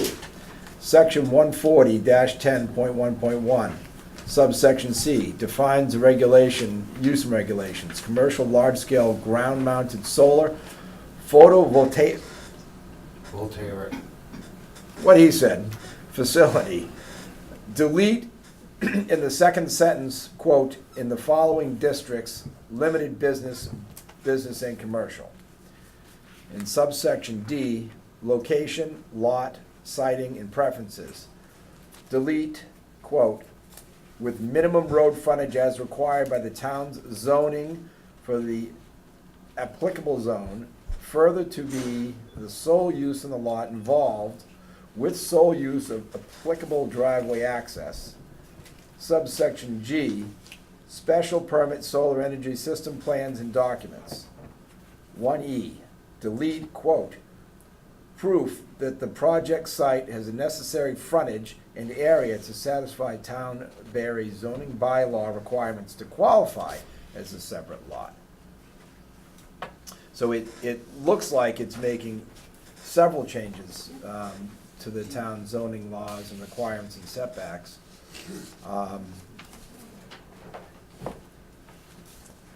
It's making those that Several. specifically identified, that's correct. My concern specifically would be just that this is my personal concern, it's residential. We're not talking about, when we say, as you cited, the state said that we should not be restricting solar unreasonably. Mhm. I think it's reasonable if somebody wants to put solar panels on their house or on their property to take care of the home. It would be unreasonable to deny them that opportunity to have the savings themselves. But I don't think it's reasonable to disrupt residential districts for a business, which this would be. This is a profit-making business for somebody in a residential district. This is my opinion. We'll see what the rest of the board thinks and where they go with it, and it could be up to what the town thinks. But my opinion, residential is residential. Our zoning setbacks, bylaws, frontages, and road requirements are there for a reason. And I don't like to see something come on short notice. This could have been better research. They could have achieved their 100 petitions and put this on the warrant. But they've asked us to do it, and I would be more inclined to have this, if they really want to push through such an article. They don't need 100. Maybe. This is entirely legal. It affects Mr. Kukas's property. He's entitled to put this before your board. Absolutely. So it has nothing to do with 100 voters. He's entitled to put it through the board. I'm saying if he went and got 100 signatures from other people, it gives him support, and he can place it on the warrant without having to come before us. But that's not the course of action he selected, so coming before us, it's gonna get some conversation here at least, I would hope, and no decision. We're not striking things from the article tonight, I don't think anyways. But this would be the time, I think, to discuss it. It's on our agenda, and I have an opinion, obviously. I'd love to hear from the other selectmen. Can I ask a question? Is that that's your opinion as to the proposed amendments, but I'm assuming that doesn't affect your opinion as to whether this should go forward to the planning board in the statutory process? How does that affect the statutory process that it should go through? So if you don't like an article that comes before your board, you don't send it, you don't put it on the warrant because you don't like it? Or is it more appropriate to have the town body vote on it? Your opinion shouldn't take it off the okay. warrant. Let's not debate It indeed can. too much with board Can I, members. Mr. Chairman, can I Yeah, address Jim? that? There is a state statute. Right. State statute as far as what is and what may be placed upon a town warrant.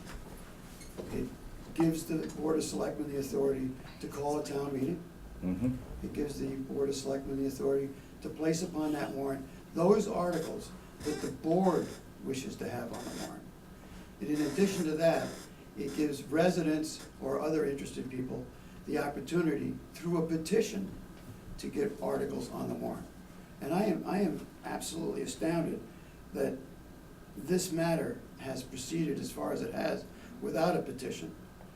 It would be normally an article with a support of the majority of the Board of Selectmen would be placed on the warrant without a petition, not just someone coming in and saying, oh, would you please place this on the warrant? Mm-hmm. So I am kind of dumbstruck as to how this got on the warrant without a petition. And that's what has fascinated me with this whole process. Okay. The other part of this, in all due respect to Mr. Cranston, who stands at the front of the town meeting, that town meeting did discuss this zoning change that took place. It may not have taken as many minutes as, it doesn't matter how many it took. It took enough time for the people in that room to unanimously vote in favor of that zoning change. That was gonna Not be just a my, marginal. that was gonna be my point, Paul, whether there was. It's irrelevant. It was 48 of 48. Half the people left. Yeah. They didn't even know what the hell was in that 9-page document. Are you kidding me? It didn't require Oh, any gentlemen. more people in that room. All I'm than saying that is were it there. didn't get vetted Yes, it properly. did. There was 3 minutes adequate- worth of 9-page vetting. Yeah, I'm I- not gonna argue with you. yeah, Jim. don't There argue. was Please. publication in the paper. And that's for Yeah. them to decide, not And there was a you. hearing Yeah. before the planning board. Okay, okay. Matt? My biggest concern with this is, you had mentioned earlier, this allows them to go before the planning board, and then the planning board can kind of identify the right locations in town. But based on what standard? Can they just subjectively determine, well, we just don't like it on that property? No, that's what the 9-page bylaws for, Matt. It has all sorts of restrictions and qualifications in it. But you're taking some of the key ones out that they had already gone through the process of building that they thought were necessary for the bylaw they did. I am. So they built that standard saying, this is how we believe we are going to enforce this bylaw, and these are the standards we're gonna use. I understand your concern about limiting, again, where. That goes back to my previous thing about Trifolo's request to change the zoning of a particular lot. Mhm. Look at the bigger picture and revise the whole zoning of the town to accommodate the need. And that may mean you create a new zoning district, whether it's R100, I don't know what you would do, and I'll admit it, I'm not very versed with what you can and can't do with zones and how to create it, so I'm just kind of speaking out to review and think about. It may be better to reevaluate where we think, as a whole picture of the town, solar should be. And then rewrite the zoning map, not pick apart little bylaws that apply to that. And it might be that some of the residential become residential commercial, like you kind of give them that two zone depending on the need, or I forget how you do that, but I think you can kind of ride both depending on the use or whatever. But these are things we need to review, and I think it needs to be done in a bigger picture, and that's what I'm trying to get at, is I think the town needs to look at the big picture of how it's zoned. As a big picture, not cut at the bylaw, cut at this zone because it's right next to a commercial zone, it's been treated like a commercial zone, but it's not. So let's make it a commercial zone so I can get solar on there, and I totally understand why they're doing it. Especially for a lot of some of the people that are like, this is how I can make up the difference where I can't do it farming anymore, or I can't do it logging or whatever. I need some income to either offset, like I need to make electricity to offset what I pay in electricity, or I need to get some income to pay off my mortgage. Everybody's got their own financial reasons to do solar. For some, it's just I want to make more money. You know, it's not that they need it, it's just what they want, and it's their resource, and they're wondering why someone's saying, I can't. I don't need to know the intent, but I do need to understand the big picture and the effect on the town, because there are a lot of people in this town that rely on people coming to this town for the natural resources it has. The whole events reason, people come here for events and build off of the business work because of events. We start throwing up a whole bunch of metal and we lose some of that interest to come to the town for other business. So it's a big picture item that I think is difficult to try to address by just looking at these bylaws and say we need to open it up so residential can get the same review as a commercial or an industrial site would. And that's generally what this is trying to do. It's pretty much saying treat a residential zone like it's a commercial zone. Meeting for a minute. We'll be right back. Oh, yeah. And so, again, I'm not one to try to make the answer for the town. So your general premise of let the town make the vote, we shouldn't be making the vote, I understand that. I think I've even repeated it myself before. I won't necessarily agree with it, but put it on the warrant. To some degree, I'm 100% on that. I just want to speak my position on it in general, and my position right now is I don't like the way it's presented. Because I do think it undermines some of what the original intent was, to give the planning board a good standard of where they think it should go. As well as And because the planning board and our attorney spent as much time as they did to develop that, whether it was constantly through public hearings or it was meetings and on the agenda, but as you were saying, over time, people just didn't show up. So it was more a board and attorney trying to say, how does this work right and get it right? You bring this up, it sounds great until they got to do all that again to make sure this doesn't screw up everything else they already did. And I don't think they've had the opportunity to truly understand the effect this has with everything else they already have on regulation.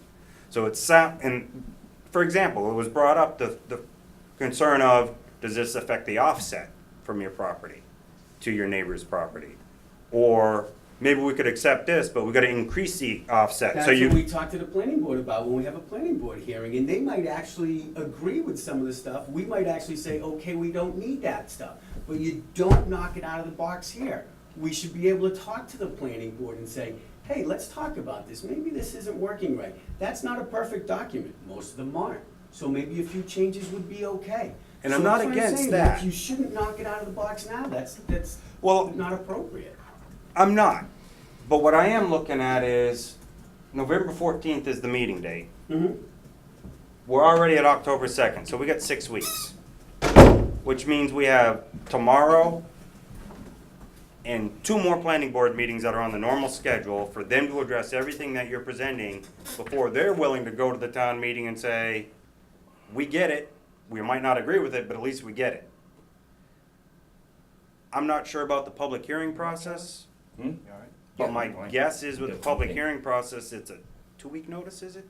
7-day, what's the legal requirement on a public hearing? Mary Ann. Yeah, plus there's butter requirements, plus there's the Department of Housing. So what I'm and- saying is I don't know if the timeline allows the planning board to review it by this meeting. So my recommendation, and I know it's not easy, but because there are timelines with solar for certain benefits you're trying to get, is it may be better applied to start that process but plan for the next annual town meeting?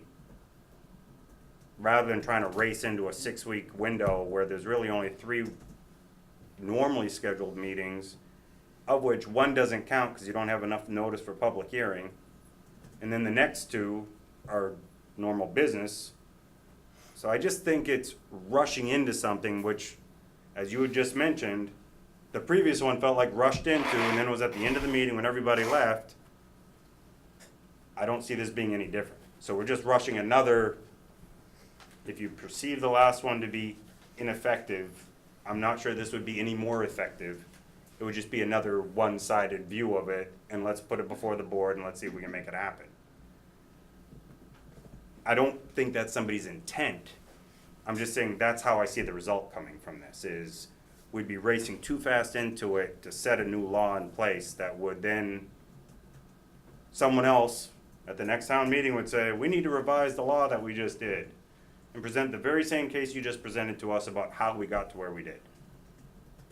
That happens. Right, that's why I'm saying let's not make that happen. Let's wait. No, Let's walk the path. But it could, and then a year later, you could find out, maybe we need to change something. All I'm saying is, I don't think that's this board's job, is to make that determination that it's a bad idea. I think it should go to the planning board, it's their bylaw. Let them decide whether it's a bad idea. We haven't even discussed it. I don't disagree with you. I was just stating why I don't necessarily support the actual article. Not that I would say Understood. not to put it on there.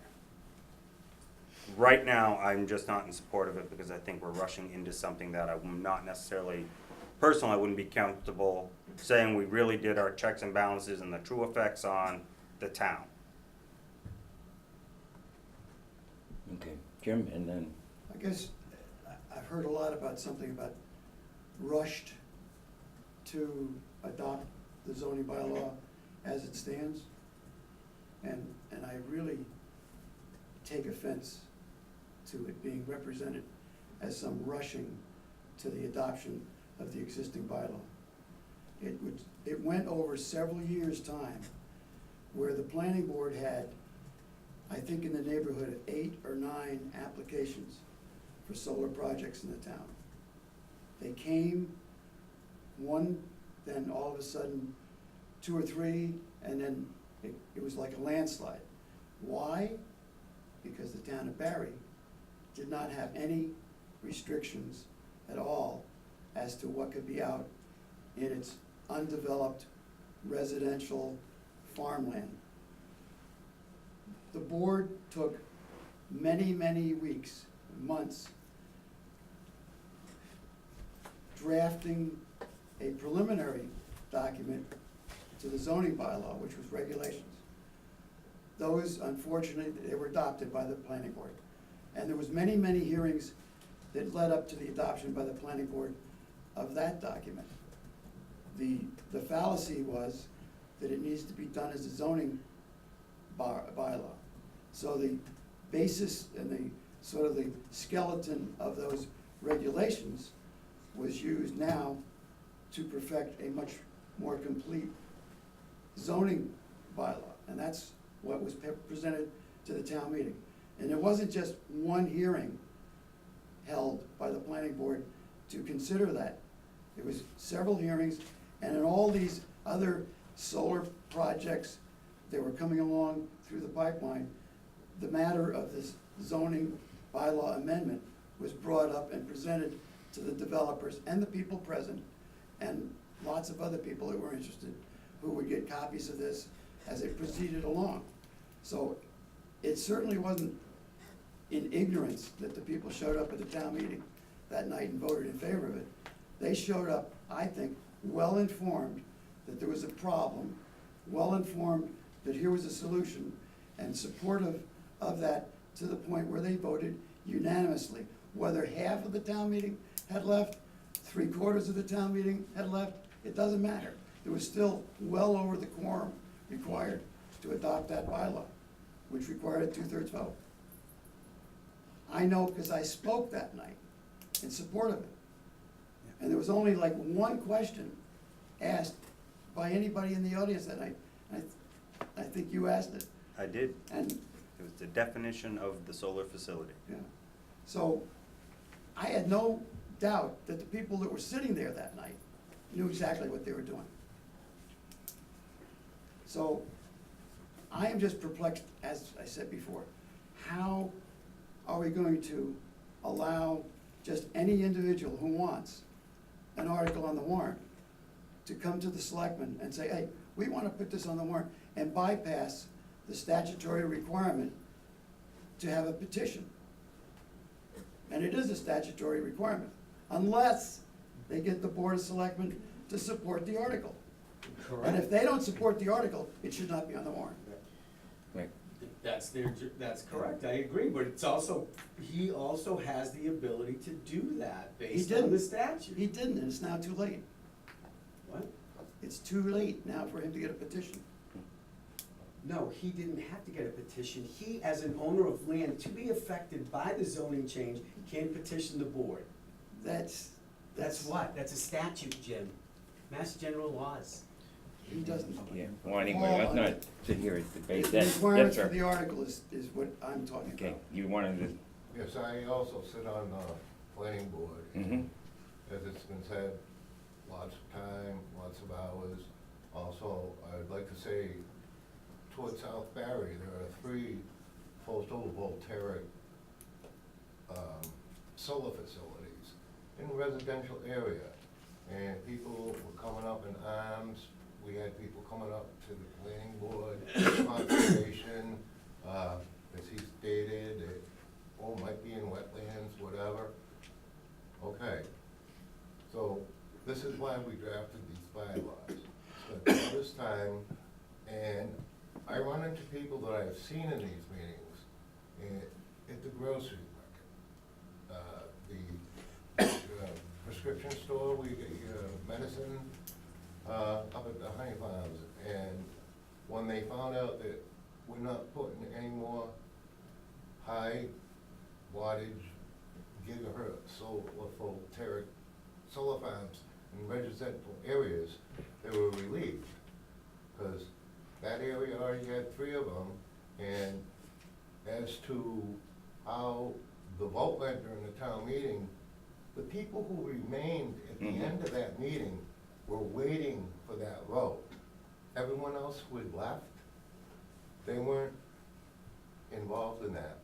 The people who remained to make that vote were waiting for that issue to come up, and they waited during the whole town meeting. Yeah. And that's all I had to say. Okay, thank you. Thank you. What would the board like to do? Well, the first question I have is, We- how did it end up we don't have to on do anything, the eh? draft No, we weren't that we yet. just reviewed? Pardon? It's already Article 12 on the draft one we just reviewed. Right, we weren't. How did going- it get on there? Good question.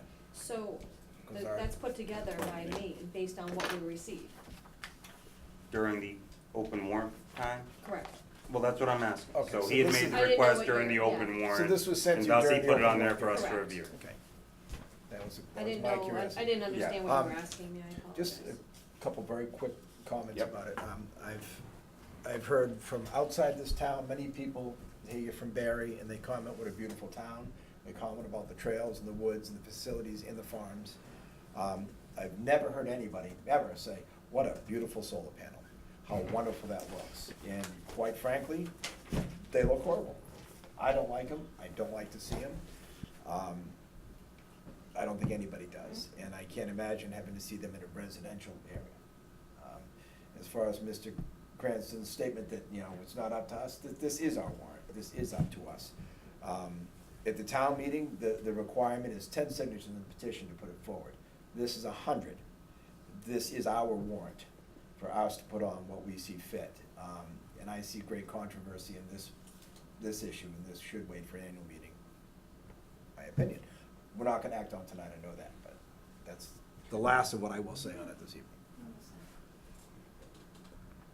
Yes, sir. Yeah, I think one of the issues with the myriad of amendment studies posing is. Can you just speak a little louder? Yeah, for Andy, He's on the planning. he's a farmer, he's Yep. trying to put solar on his property, and he missed the window for the bylaw change. Now, that's a very specific issue. And also too, the Triplo, when he had his gravel pit, he wanted to put solar there, he also missed it, it was changed to R80. That's a very specific issue.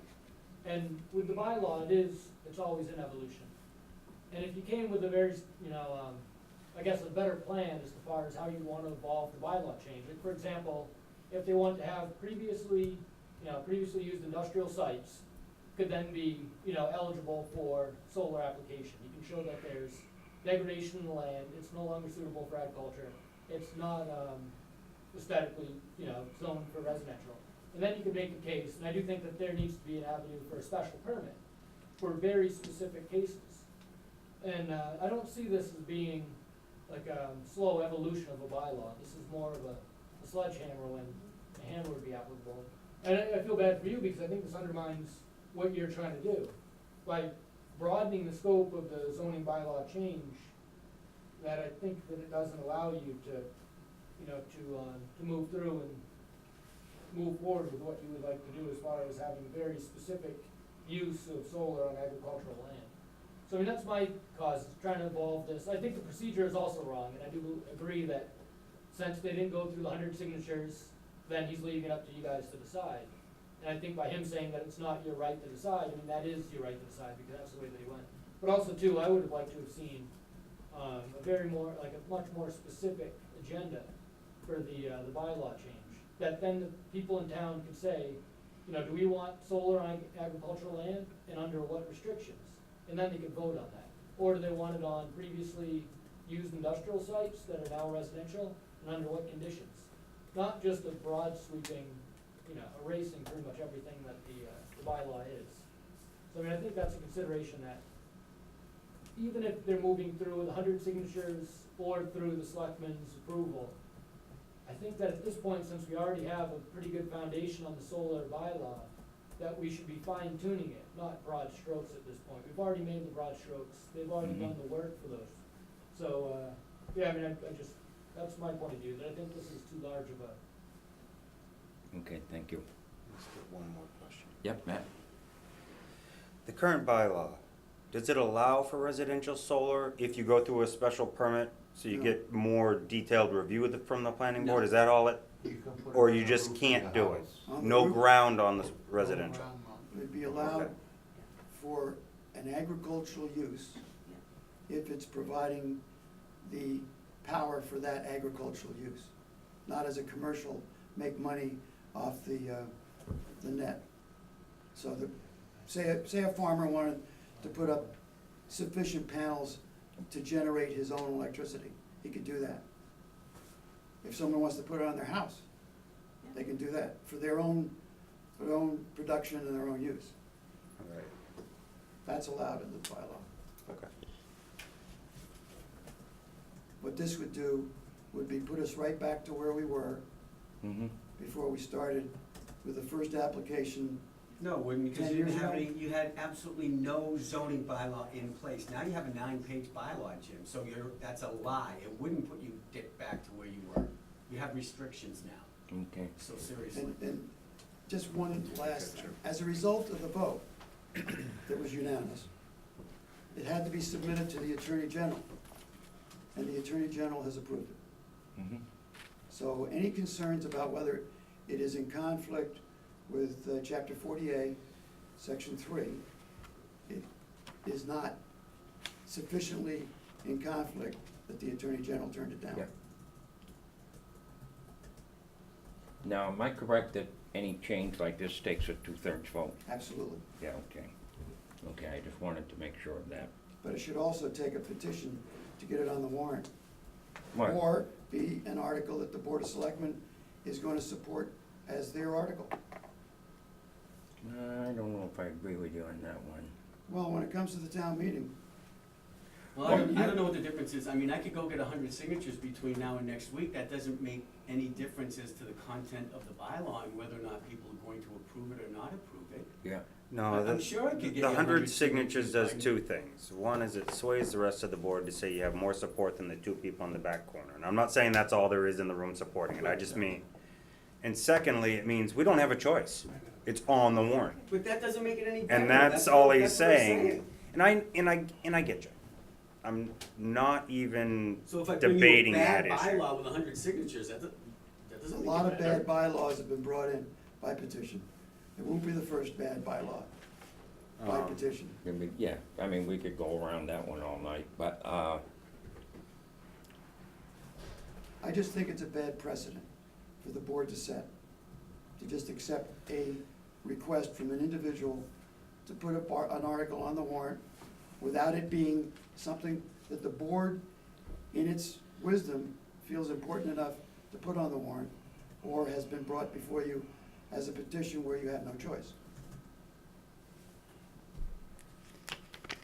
Here's how I look at it based on how I read. I'm sorry. Can I continue? yeah, go ahead.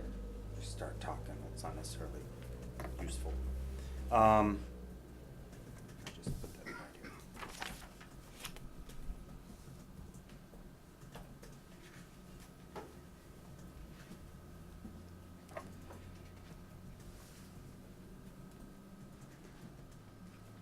I think the confusion here, as I read it, is just that. It's being presented as it undermines everything. It undermines the residential use to a certain degree. Based on it's written, it doesn't change any of your offset requirements. It doesn't change any of your requirements that may or may not be about fencing and blocking view from your neighbors or any of that input you guys have. It pretty much just means that it doesn't have to be on a lot equivalent to another lot size for that residential zone. So if you happen to be an R80 and all you have is 2 acres and your house is on it, technically this seems to imply you can't put it there. But if you had 4 acres, all of a sudden you can, because the other 2 acres kind of signifies where you'd put your 2 acres of solar. That doesn't necessarily change the effect on the neighbor, whether it's on 2 acres or 4 acres. It just is it all squeezed around his house, or is it behind his house, or is it to the side of his house, or is his house deep? And so that, what I'm saying on that particular aspect is, that particular thing they're asking it, where it says to remove the facility be the sole use on the lot, and that the requirement facility be located on a separate lot with its own frontage.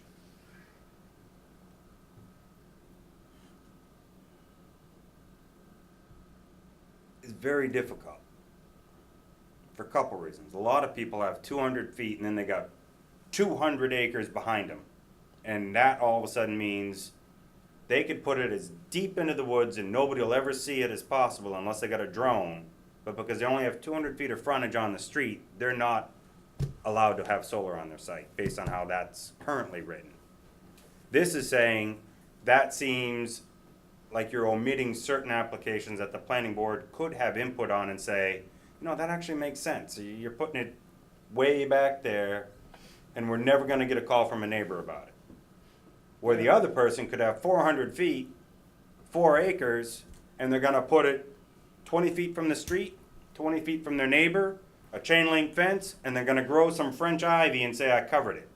And then the French ivy dies, and you're looking right at the solar all winter, and then it grows back, and then, so what I'm saying is, the intent of the bylaw was to help protect some of that, but it sets it up where it's very difficult to really be reviewing apples to apples. Because you can't define every lot based on what we try to define in the zoning regulations. So they don't necessarily roll right into a solar application and just say, that zone, this is how we're gonna do it. When that zone can be configured in so many different ways and spaces and directions that it really gets, so I do believe it requires more review. And I can understand that what they're writing here actually does, it's not as all encompassing of undermining the entire as it comes off at first blush. But I'm not, to tell you the truth, I'm just not a big proponent of ground mounted on residents. But that's personal, that's not me as a board member, so I have to keep that separate. And that's why I'm sitting here saying, I have a hard time putting it on the warrant because I think it's gonna take more time to really flush out the details that need to be addressed Unless I mistake my. for the special town meeting warrant. It doesn't mean if I don't see the evidence of a longer process of really getting more of the input to clean up some of those details, that I would necessarily be opposed for the annual town meeting. I am not comfortable with being ready for November 14th.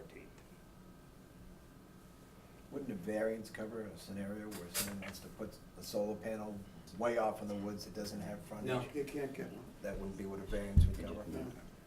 If I- Okay, Jim and then if I can- Andy. I believe, and I don't have a copy of the, as Paul refers to it, 13 pages, but I believe in there, because I spent a lot of time preparing and writing a lot of this and editing it, I believe in there's a provision that allows the planning board, in situations where it deems it appropriate, to waive some of its requirements. Correct. In instances where someone has a proposal that the narrow interpretation of the bylaw would not permit, but logical, realistic approach would say, geez, that's not such a bad idea. No. Now, I don't know if Mary Ann has had any requests by this gentleman to come before the planning board and even discuss his project, or the concept that he wants to do, to have a project up there. I found a letter under the door. Well, other than the letter announcing the request for the Okay. warrant article. And that might be a more appropriate step if the board, in its, I think, appropriate wisdom, takes this article off the warrant. I think that would be in a step, maybe in the right Okay. direction, to at least have a discussion of what it is that exists in that neighborhood, what it is that his land looks like, what it would be that he'd want to do, and how it would fall within the restrictions of the bylaw. Okay. Andy? And then, okay. Why not, like, the proposal have going, you're saying, go to the planning board and tell you what you're gonna do. Why, that's just a waste of time, because there's no law saying I can do it, you know? And another thing, the town is gonna get a lot of money out of this, you know, for putting up solar panels, they get reimbursed for it. And another thing I was thinking, like, he said, guy's got 200 acres, you apply for putting solar panels on it, you think you're just gonna put them on? No, Conservation Commission is gonna come look, see if you can put them there. You're not just gonna go in there and put solar panels there, there's a lot to go through. And, that's one way I wanna put them on my farm so we can keep the farm. I have a son, he has a son, it's 4 generations coming out of that farm. And we can't make a living baling hay and selling firewood the rest of our lives, you know? It's just, I used to milk 60 cows. I don't have them anymore, because everything just kept going up, the price of milk went down. Okay. We need some way to keep going, keep the farm going, you know? You want open space? It's not gonna be forever, it's 20 years. 20 years from now, you can take them out, go bale hay, maybe it'd be $20 a bale instead of $4, you know? Okay, Paul, did you want to speak? I was just gonna mention that Andy had been before the board. Okay. I was actually there. Yep. I was going to mention, as he had mentioned, if they come before the planning board and they come out with a blueprint of, as you said, they could have 40 acres behind so much frontage. As a planning board, we could decide what to do with that. And also on the Conservation Commission, as you say, we walk through there. Also, as a planning board, we don't get paid. We drive out in the middle of nowhere sometimes, and we will walk through the woods, coming home picking ticks off us, to help people, to tell them where they can or cannot do things, or whether they should hire an environmental biologist, if it's wetlands or not. So we worked very hard trying to get these bylaws set forth, And everyone that I know was very happy with what came through. Okay. I would just point out that nothing can happen anywhere other than where it's designated right now. So they can't, as Jim said, they can't, there's no waiver process. So any residential zone, I don't care if it's a 5,000 acre farm and no one will ever see it. They have no authority to allow that in that zone, no matter what they do. The residential zone issue has to be addressed. And then they can decide what they Okay. want. I This- think there is a waiver provision in that bylaw. Okay. Not This for is the- zoning. But, One last, if you don't Yeah, mind, I'll okay. say one more.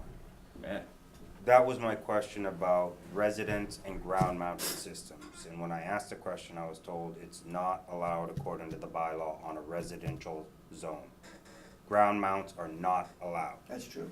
So, if it's not allowed, But it's a waiverable bylaw. The Yeah, bylaw just a provides that there are the ability for the planning board to waive restrictions under the bylaw. That's not a We're restriction, it's also a talking prohibition. commercial panels so and I get, residential zone. what I'm suggesting is rather than it come off as a waiver, maybe that is the recommended change is residential ground mount shall be issued per special permit and special review process by the planning board. And the same standards that apply to commercial will be considered part of the review process of a special permit. Simple. It just means they still have final say, but if you present the argument, you got a better chance now without rewriting the whole bylaw. And then you have the time to review the bylaw. And if certain aspects, like you're saying, fine tuning can be done, great. But that clearly tells the public a little more clearly than that somewhere down below there's a waiver process that residential ground mount are done by special permit request through the planning board. And then you make the reference to the other standards that you think should apply. okay. When that's done, they should consider this. And that might mean you're considering financial positions. I don't know. Because anybody can say, I just need it for the money, but how do I know you don't have a couple million sitting in a bank account? And it's just because you need more money. Doesn't really And I'm not matter. being negative here, I'm just saying, I don't know. They may have a valid argument, but the next person comes and says the same story, but they just chose to pull the work clothes out to come to the meeting rather than the dress and shirt that they normally wear all day. I don't know everybody in town. I'm not assuming the planning board would know everybody in town. That's why I bring it up like that. Okay. Yes, sir. My name is Clark Fenner. I am a solar developer, just a couple of points. I deal all over the state. And regarding that bylaw, that waiver process, I believe was stated, which I thought was rather interesting. It said small scale solar ground mount systems, not large scale. This only applies to large scale. Like I said, I don't have a copy of it right here in front of me. Okay, well, I just want to make that point, because that restricts and totally removes it from Mr. Cook's situation. Other solutions we've seen to this kind of a dilemma is putting a parcel size restriction on it. Could be anything, no less than 10 or 15 acres. That, again, takes it out of the, you've got the R80 zoning, which honestly, from a developer standpoint, it would only be R80. All the other residential zones are too small. Nobody would be interested in that. The economics aren't there. So if you look at it from restricting the size, allowing for common access, having individual or dedicated access kind of is redundant. It doesn't particularly meet a need, I don't think. The access, once this site is built, is maybe twice a year by a bunch of pickup trucks.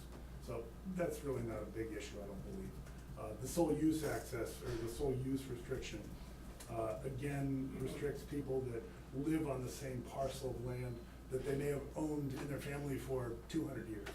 And that, again, because of the nature of the solar laws in Massachusetts, you can't subdivide for this specific use of solar.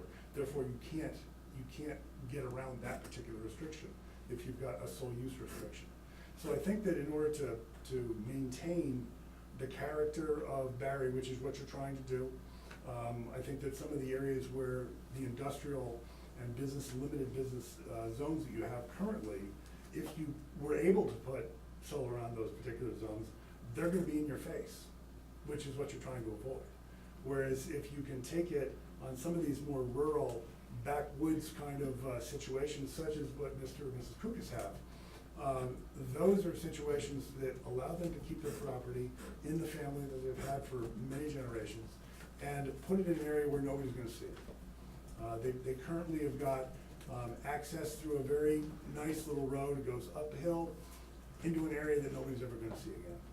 So, and I know there are a lot of those areas in Barry and surrounding towns in Massachusetts, which are ideal for solar, keeps it out of people's faces. We agree 100%. And I think it meets everybody's needs.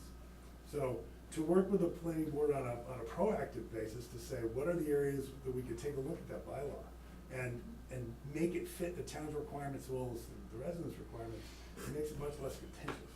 And I think that would be a much more productive way to move forward. I think that's what Selectman Urban just suggested, pretty much.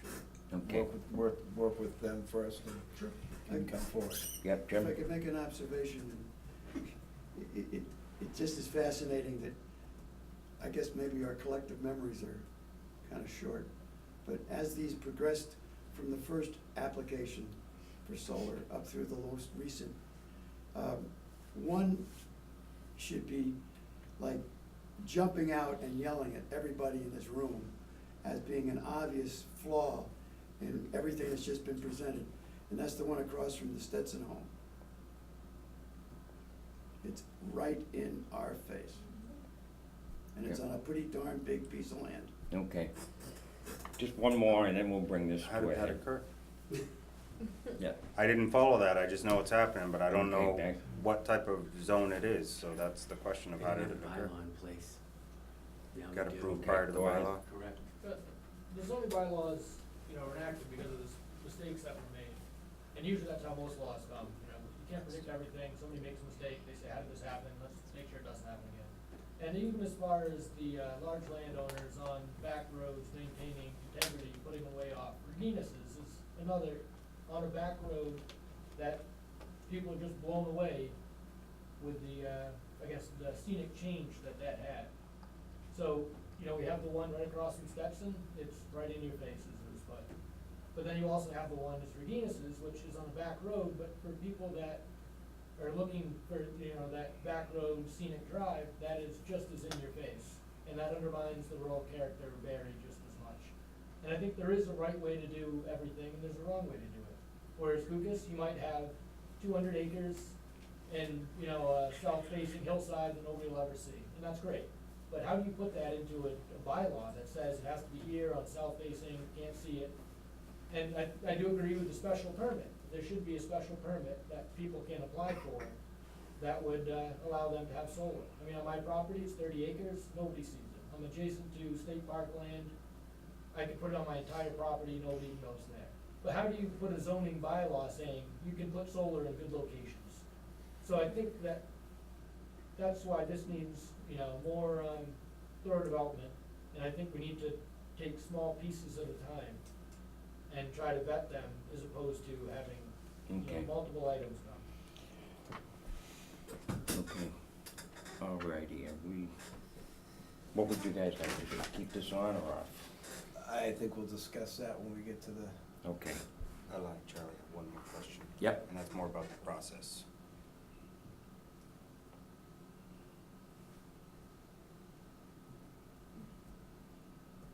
Would you be going before the planning board whether we put this on the warrant or not, to continue the process of getting this adjusted anyway?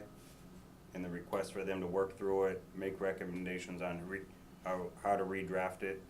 So whether it made this warrant, or the annual town meeting, or the next one, apparently it's an issue we still need to resolve. So do you plan, any of you, whoever brought this before the board, to continue this with the planning board anyway, to make these changes? Yes, I am. We'd be willing to work with the planning board. Because that's kind of where I'm at here is, I'm not opposed to putting it on here, but what I'm suggesting, well, making the motion to put it on here, is that doesn't necessarily mean you're going to be ready for this meeting just because we're willing to give you the opportunity to be there. If you start the process and it means it's going to take 2 more months to get where you need to, and that means we missed the special town meeting, but you're ready for the annual town meeting, then you're ready. But if we don't do this and you don't start the process, we're just playing the game again next April when we're trying to get ready for June. And so that's why I'm just curious where we're going with this, because it sounds like we do need to resolve it. It is an issue. So I'm willing to kind of put it there, but it does kind of mean that, to mean you're gonna be ready, means you need a little bit more buy-in from the planning board saying they think they're ready too. So in other words, it's you guys working together, and can you get to that point where something can make it to the special town meeting that the planning board supports? And maybe it's just a couple words that isn't this level, but it gets you a little closer, even if it's just that one word thing that says, allows you to present it as a special. So if there's something you wanna work towards before next annual town meeting, but the special town meeting allows you to put in that special permit request process or whatever we discussed, and it's a one, and maybe while you're drafting, you're just listing a list of standards you would add beyond what you might put on a commercial, and you come to an agreement on what that is that you would present at the, so that's what I'm asking, is that even something you're willing to try? And if they receive it and they're willing to accept it, then there it is, it's on the special town meeting. But if you're willing to try and it just can't get it right, it just pushes it to the next town meeting, but we're still going in the right direction. And that's what I'm just asking, because I can't guarantee would you be ready by then, but I can guarantee that I believe if the planning board would support it, I would support giving you the opportunity to be ready by then. And that's more what I mean as a board member. I don't want to limit your opportunity to work with the planning board, reach something that will be acceptable for now, even if it's very minor now, and then move forward with something that would be a little bit more clear by annual town meeting to do more of the fine tuning that Floyd's mentioned, and actually multiple members of the planning board have mentioned. I don't want to just call one out. But maybe the special permit process might be the quickest way to come to an agreement between the two parties, meaning the planning board and the Kukases or other members that are of the town that are similar to their situation, and say, all right, at least the special permit process means I feel like I got someone to start working with. Because sometimes that's what these contracts and these properties and these financial positions people are in require, is I can't wait 6 months to figure out if I can make money in a year. Because it takes time to build it after you come up with all of that. So I'm just putting it out there. I understand sometimes this is something they're bringing up now because an individual is like, I can't wait a year and a half to figure out if you're gonna let me do something that, in my mind, is completely legitimate to do with my property.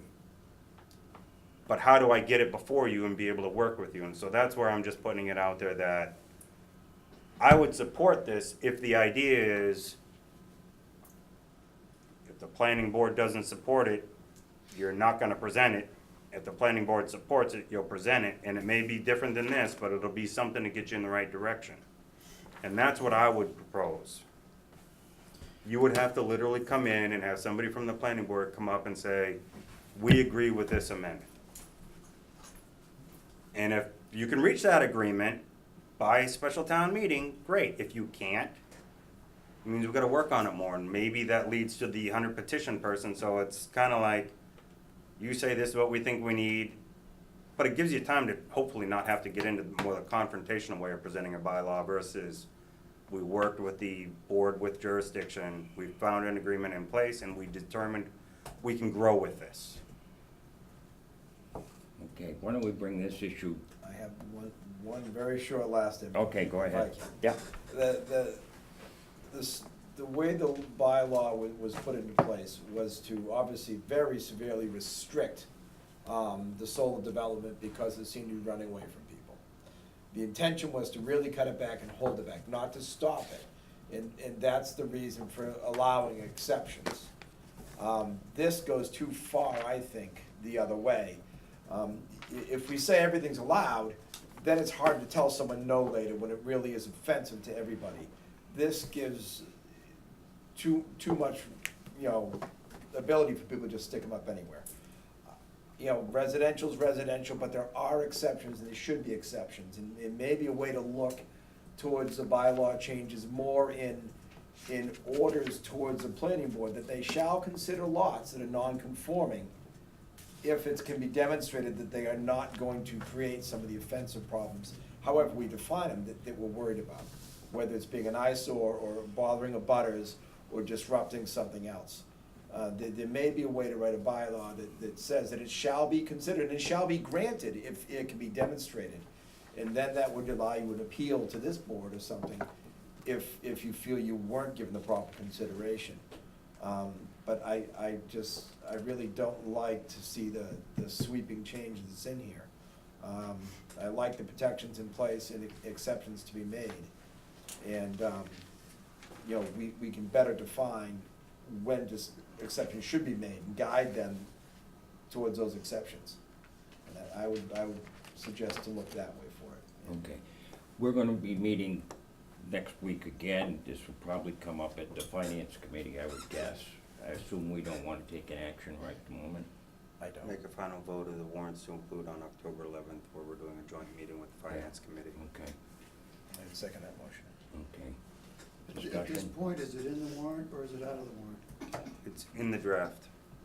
It's in the So draft. right now, it's We sitting haven't as if approved it's in. anything. We have Yeah. not kicked it What out. was the motion? I'm sorry. The motion was to make our final approvals of the warrant on the 11th. Okay. Yep, Mary Ann? Now, my only concern, I understand the tweaking of it, and I think that's great. We only have 4 weeks. It Right. doesn't give us, I don't expect it to happen now, yeah, is Okay. my it doesn't opinion, give but us that's enough my, time to even continue a public hearing. no, If there the isn't. board can't comprehend or understand what they wanna do. It doesn't Okay. even give us enough time to continue it. No, I'm- Okay, but, and before we I'm close. not trying to tell you to. Yeah. Yep, I'm just saying, if the board believes they can come to some level of agreement with some level of amendment at this stage, I would support that. But that's what I'm saying, that supporting this warrant is kind of contingent on the fact that we'll put it up there, but I'm looking to have them be the ones, the board of, the planning board, be the ones to say, we recommend this, not the individual person from the town. In other words, can you convince the planning board that that one little revision you want to make at the special town meeting is something they can work with? If you can't, then it probably won't happen at special town meeting. okay. That's my or I would stand up and Yeah, stating that sure. was the intent of it being on the warrant. If I could point out something, I think what you're suggesting is in reality totally contrary to what the process that's required calls for. Why is that? You're asking the planning board to tell you, before they've had a hearing, before they've seen the final product, whether or not they support a proposed change to the bylaw. No. And then you'll put it on the warrant. No. I'm suggesting we'll put it all on the warrant. But I'm looking for the planning board at the special town meeting to come up and say that this is what we agreed to do. And if they don't, I'll stand up in front of the town and say the reason the board put it on the warrant was because the planning board did or didn't agree with it. And it's just a position we gotta take. The town will still have the opportunity to vote on it. That's Okay, well, anyway. That's all I can do. all I can suggest, Because is that's not the way to do town meeting business. Okay, I don't even know why it came before me. I don't Because it either. should have gone through the planning board weeks and months before it got No, to me. But because- I was told it's gotta come before me before it can go to them, which That's makes true. no sense to Yes. me. That's true. For them to I- review potential bylaw changes? Correct. What the requirement is that, one, the selectmen call a town meeting. Two, the selectmen determine what articles are gonna be on the warrant. If in those articles there is a zoning change, the planning board is advised that there is a zoning change and that they then hold their hearing. They don't hold their hearing until they've been advised by the selectmen that there is an article How on the many warrant. years did it take you to build these solar bylaws? Probably a year and a half. The warrant wasn't open for a year and a half before you presented them to the select board to put on the warrant. They were drafting them and. That's what I'm saying. They should have been working with the planning board, drafting these revisions before they came to us and asked them to be put on the warrant. Okay. You don't have to wait for us to ask the planning board to do something. But why are you dangling the idea that you may leave this as an article in the warrant? Because someone just told me it had to come before me before they could go before them. And so I'm saying, well, if that's how it has to happen, this is what I'm willing to work with. If it comes as a citizen petition, it goes through us first. But if the planning board wants to make changes, they would No. throw in changes. Anybody from the public can go to the planning board and say, I don't think this is working. Could we work on looking at revising the Yes, bylaw? That's true. Okay. And they could have done that 8 months ago. Yes. But I was just told when I asked, why is this before us, before it's been before them? I was told because it has to come before us before it can go before them. Which is in complete reverse to what I just said. I don't think a lot of people. So I think knew someone that it misunderstood my completely question. Excluded residential zones. We just found out, they just found out that new bylaw excluded them from being there. They've already gone through work with solar companies. They didn't know that there was a specific Okay. exclusion that was not in And there. that's okay. So that's what I'm saying, that's why they're, but you're saying, you should have done this, they didn't know. In what Which is I another was, indicator that people didn't even know Paul, what was in that bylaw. the reason I am stating the way I presented the idea of putting it on a special town meeting, but you gotta go through them and get their recommendation is Understood. because I understood they might not have known. I get it. And maybe they're working on a timeline that affects the ability to make the contract work for their financial position. If that's the case, then they're gonna work hard with the planning board to see if there's something they can do to make this work. Yeah. If not, the planning board will stand up and say, we don't recommend it. Right. And then I'll stand up and say, neither do I, because the only reason I suggested putting it on the warrant was to give them time to work with the planning board to see if they can come to an agreement. Understood. Because I realize we haven't gone through the process that I would have expected to occur before it came to me and said, could we do it? So I'm just trying to say, is there a way to work it? Well, it's really contingent on the planning board wanting to work with you. Okay. And if they don't want to, I'm sorry, I'm not gonna ask them to do it. They might say no because they feel rushed. That's their jurisdiction. It really is. I'm sure. So I don't wanna push too much on them. I'm just suggesting if you can find a way to work with them and meet their concerns with your recommended revision, I'm not gonna fight you on it. That's really all I'm laying it out, is I'm not gonna fight you on something if they're gonna support you once you get to the language and you can come to an agreement. And that's why I was suggesting, put it on there. And if it doesn't come to an agreement, we all stand up in front of the town and we tell them what we thought. And you get a 2/3 vote that passes it. If you get a 2/3 vote, then the town wants it. Not necessarily. It's the Well, 2/3 anyway, that we're they not gonna care. go into that. Special. We're not gonna go into it. That's a counted vote, right? Okay. 2/3 vote has to actually be heads counted, not, That's- yes. that's true. not the moderator just saying it looks good. This is Well, of turning, course. I Unless it's recuse unanimous. myself. this is turning into what's Good. called town meeting warrant article circus. I mean, it's really not the way to do business. Okay, we'll be taking this up We're taking the again vote week. next, Yeah. we'll next be trying- Wednesday. This was Give just me a chance to discussion, think about it. so I can sleep on it too and realize Let that me- Jim is correct. You I'm and- sure we'll get town Didn't input finish your vote. during the week. We haven't yet, but before we vote, and I am sure. I think, okay, one last comment. Your job as selectman, I would think, would be to pose as a firewall to vet, I guess, kind of haphazard ideas. So to say that your job is to just put it between, before the town, for the town to vote, something that's, hasn't been vetted, hasn't really been well-defined, I mean, that seems kind of like you're, Well, we haven't done it yet neither, No, so, but I mean, that's what, Matt Urban is proposing, to say that it's not his Well- job to stop it. Well, I think that is your job to stop it, and that's why we voted for you as selectmen, is to be the firewall to, okay. the things that aren't very well, planned out. So I just think I'll that give you're it- giving up your I position. I need a your little time to perspective. continue thinking this through, but let me, before we wrap up, we haven't had the vote yet, right? Let me say one thing, over and over and over, I've heard the discussion tonight, we love the scenic town character and the open space and the views of what the farmland provides. Well, I'm not exactly sure what the number is anymore, but if anything, it might even be a little greater, given the reclamation that's been going on, but it's about, last time I was told, about 10,000 acres in Barry under Chapter 61A. Maybe even be more now, considering all the clearing and stuff. And those views contribute greatly to the character of our town, the open space and the appearance of it. But one thing, and it's not necessarily our job to make the farms economically viable. I think the state has done a pretty good job to the best of their ability. Some of these are global problems that our local farmers are facing. But you have to remember one thing. The quote headquarter farms, as I prefer to call them, like Mr. Kukas's and Mr. and Mrs. Kukas, they farm more than just their land, and the bulk of the land is not being farmed by the people who own the land.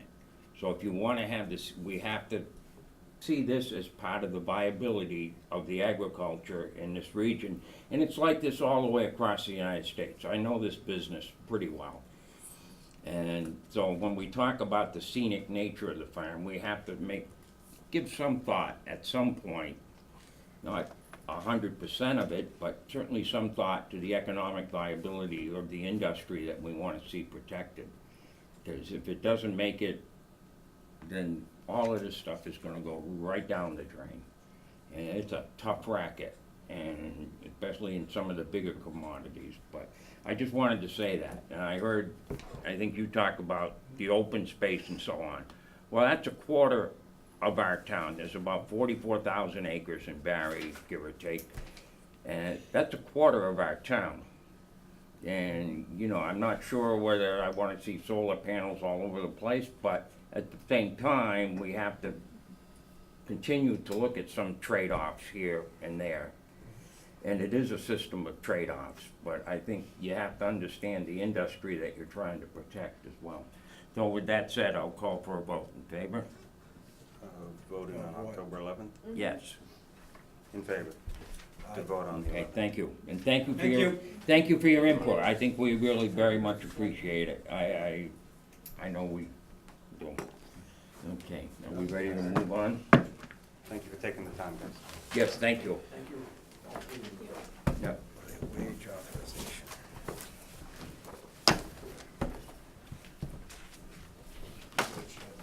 Did she sign it? Brianna didn't sign, did she? Okay, let's see. Unavailable. We have some wage authorization. Paid now, Yep, been we have paid, 3 of them. retrospective. Okay. The first one is for Andrea Mastro Totoro with the building department. Okay, thank you, Marion. Yep, thank you. Is there anything else? Thank you, too. Thank you, Jim. Yeah, Thank you thank very much. So Andrea's due a step increase. Thank you, Marion. She was due a step increase September 21st. Okay. Alrighty. What's that? 18 years? She's one of our, I shouldn't say this word, but older employees with some longevity. Instead of using older, maybe you should use senior. I don't think she'd like that word either, so. Season? Seasoned. 99 to 17 is How 18 about years. She's a good cook, so that's fitting. How about Good call. long-term? How about we move on? How about that? We're digging a hole here. Is it 18 or 19 years she's been here? What? 99 to 2017 is 18 years. Mhm. Yeah.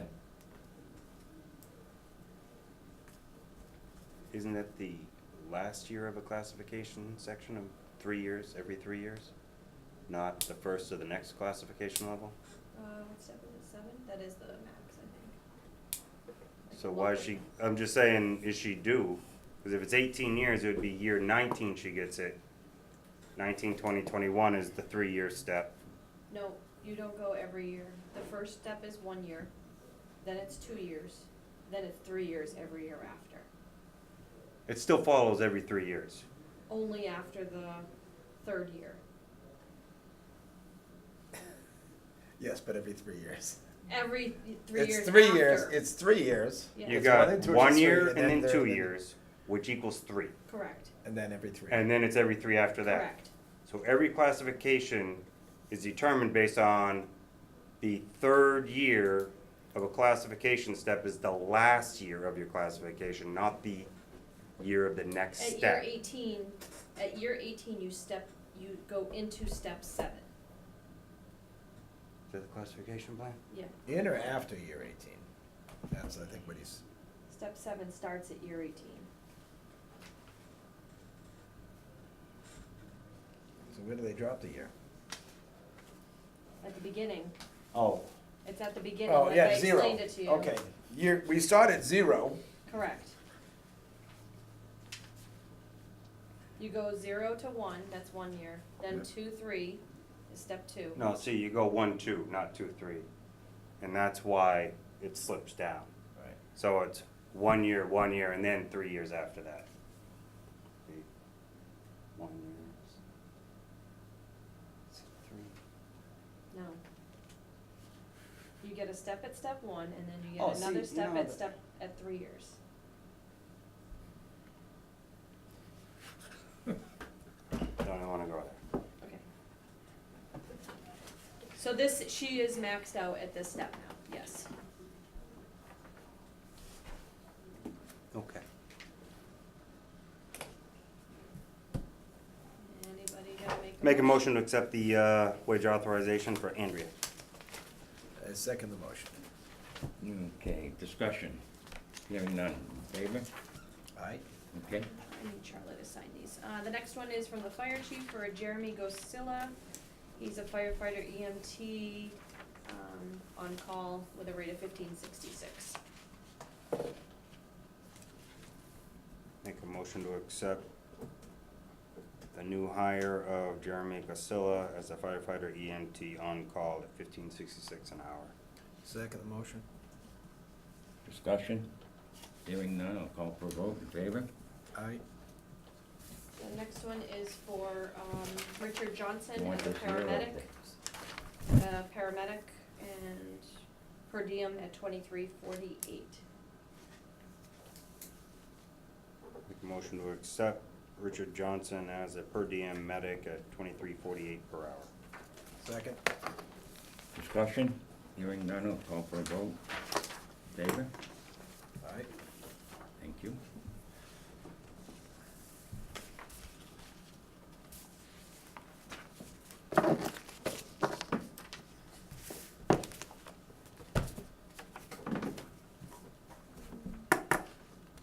Prior to the meeting ending, because that's when I suggested closing the warrant item, is I would like to put on the warrant item officially the, Here you go.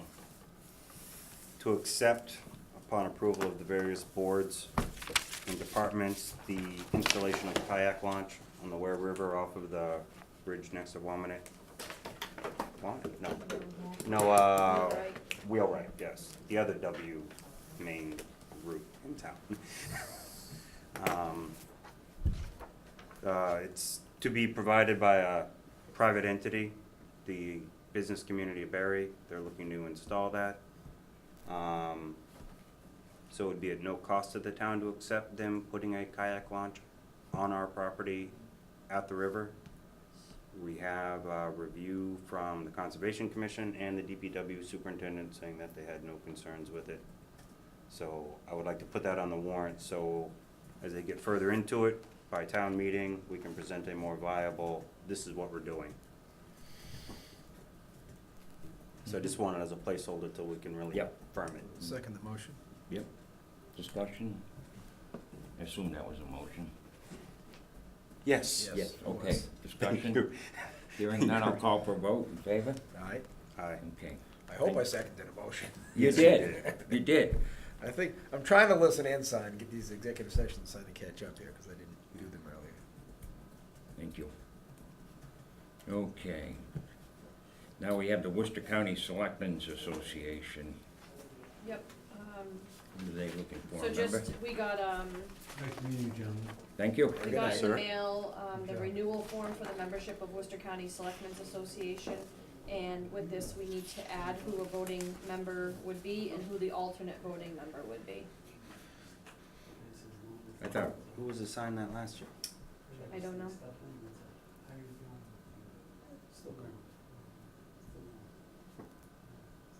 Neither do I. I'm not even sure you belonged to it last year, you may not have. I can't recall if we did do it last No, I year. only remember being part of the MSA, right? Municipal Selectmen's Association, or whatever, the Mass Municipal Selectmen, MMSA. Well, how much is, I've already submitted for the payment, you guys just have to decide who the voting members are going to be.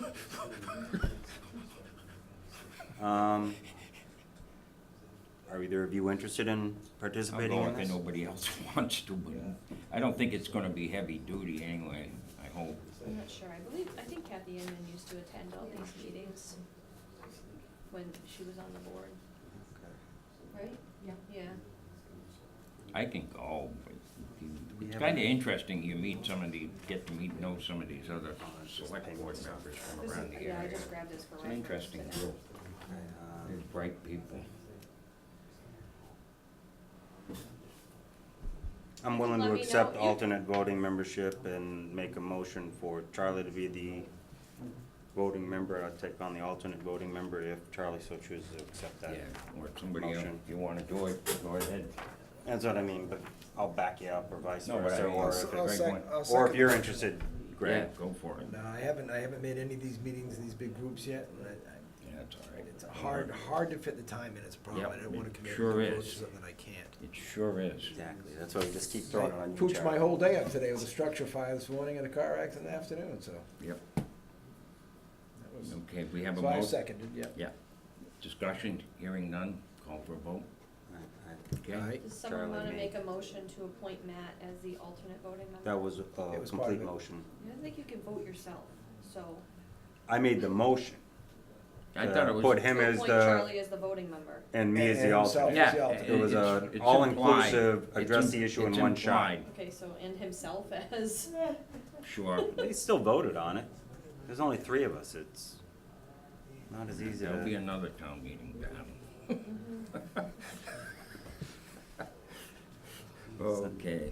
Do the board members have anything they wanna add right tonight? Yes. Yep.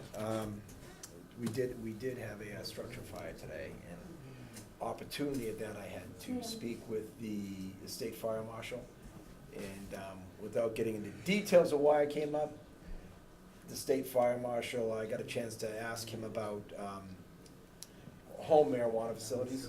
As we know that we just did the whole talk about the medical facility, and one of my hangups was the THC extraction, the dangerousness of that, especially with people that used to use butane, now they use CO2.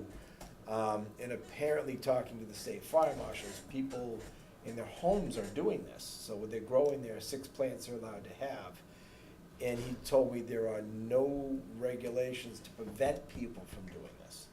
So there's nothing legally wrong with it. And we have homes factually now in town and others that are doing this process.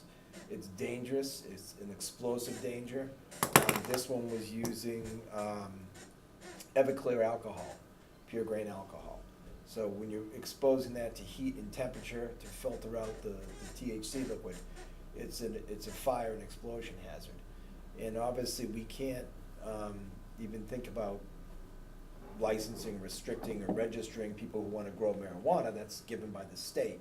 But I'm wondering if we might want to contemplate if there's anything we can do, maybe through the building inspector or the planning board, to make a registration or a required structure to do that process in, so it would be safe. Because as firefighters today walked into something that could have been fatal, had things gone awry during this fire, which had nothing to do with their marijuana, but it was a potential.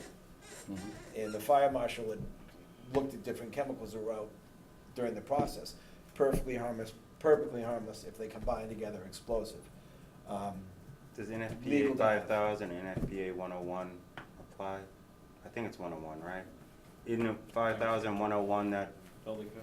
are more the fire code to the building code?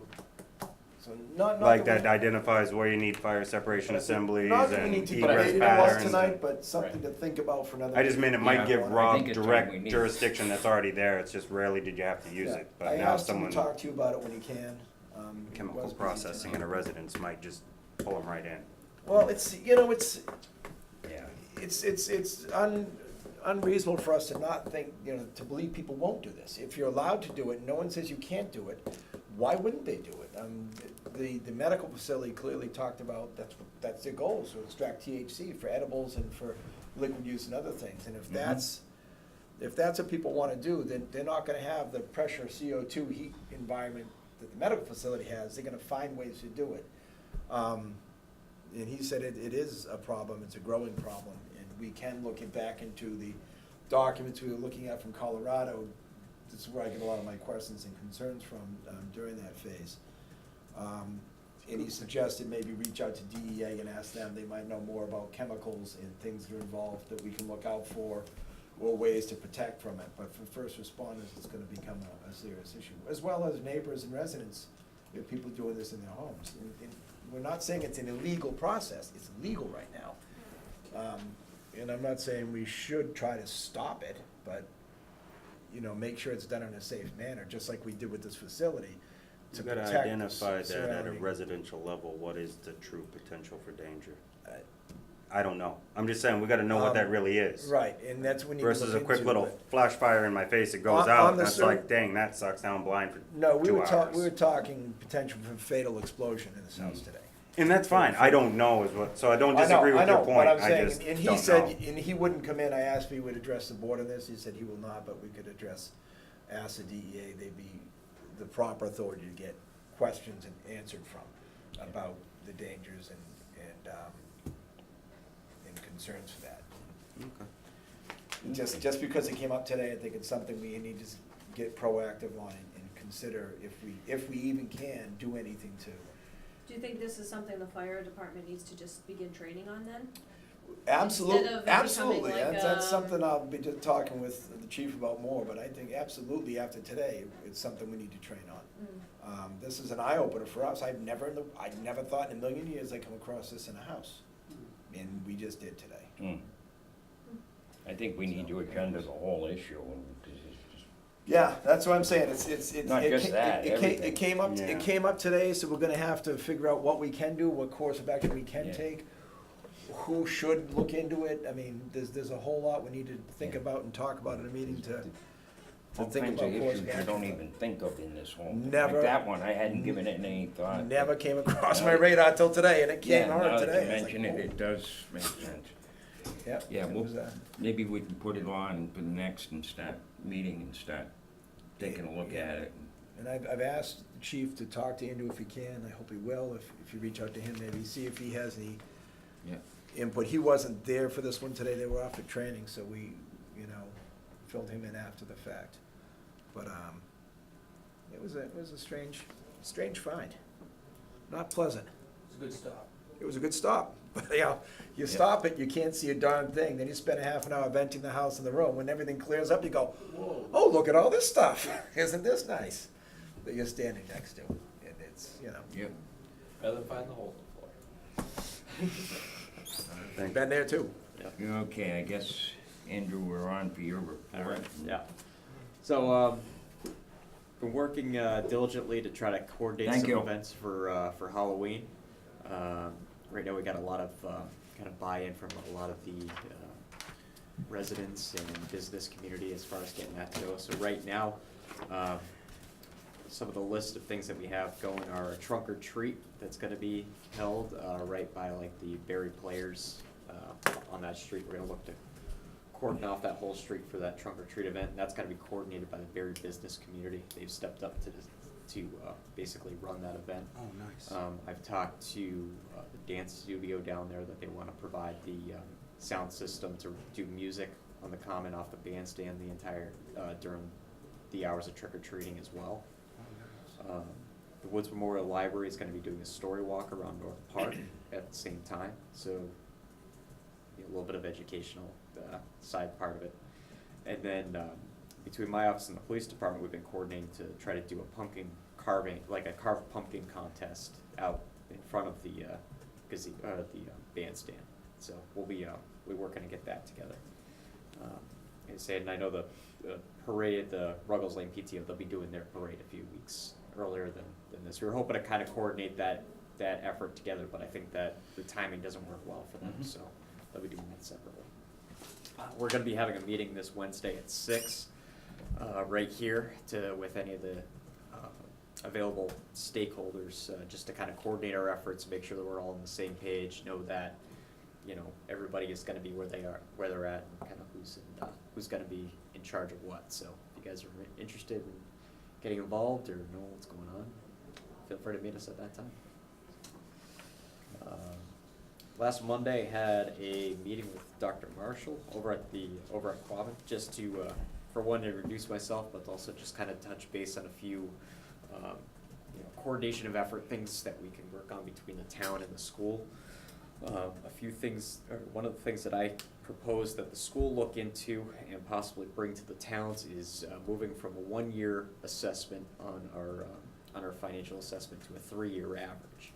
And that would kind of help us to better forecast what our expenses are going to be, kind of rather than those one hits of going from a 25 student jump down to a 10 student reduction.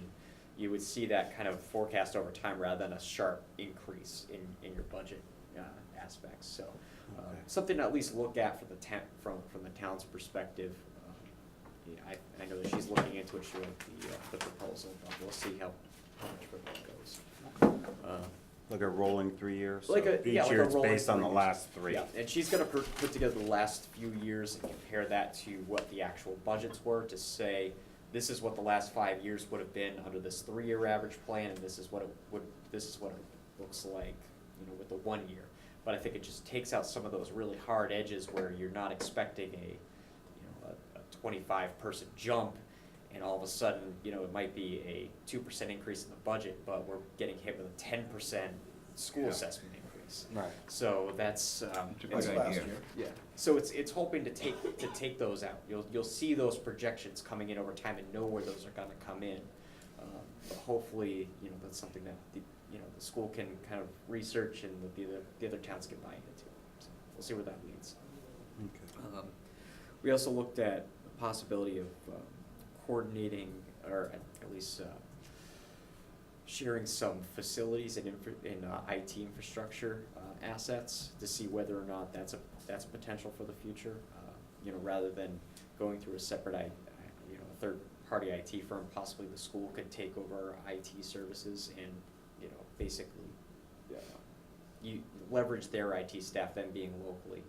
It's something that we could look at, as far as a regional agreement, but just kind of had some provisional discussion as far as that. And then also facilities maintenance, they have people that are in charge of their facilities, maybe they are in developing 5 and 10-year plans as facilities, maybe they could look at our facilities and make similar recommendations as far as steps we can take in the future, since they have more experience in that. Okay.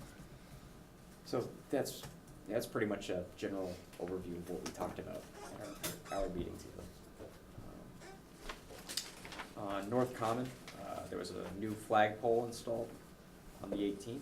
Looks great. You guys should take a look at it. DPW did a great job putting that in. Chief Rogowski put together a proposal, basically that is going to be, he's going to be conducting fire education for kids K through 2 on October 13th, and he's going to be asking for kids to submit fire escape plans for their house, and anyone that submits a fire escape plan is going to be entered into a drawing, and the winner of that drawing is going to get a ride to school with a fire truck. So that's nice.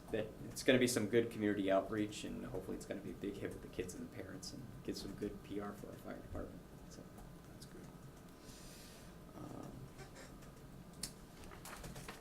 We've officially signed the contract with Charter for the fiber service at the public safety complex. So the clock is on for them to put that line in, and I've already reached out to, I think it was the second that I hit the send button, I called Steve Brewer and I said, anything that you can do to put this number 1 on their construction schedule, do it. And I called up Donnie Berthium and told him the same, so hopefully we can move that timeline up considerably.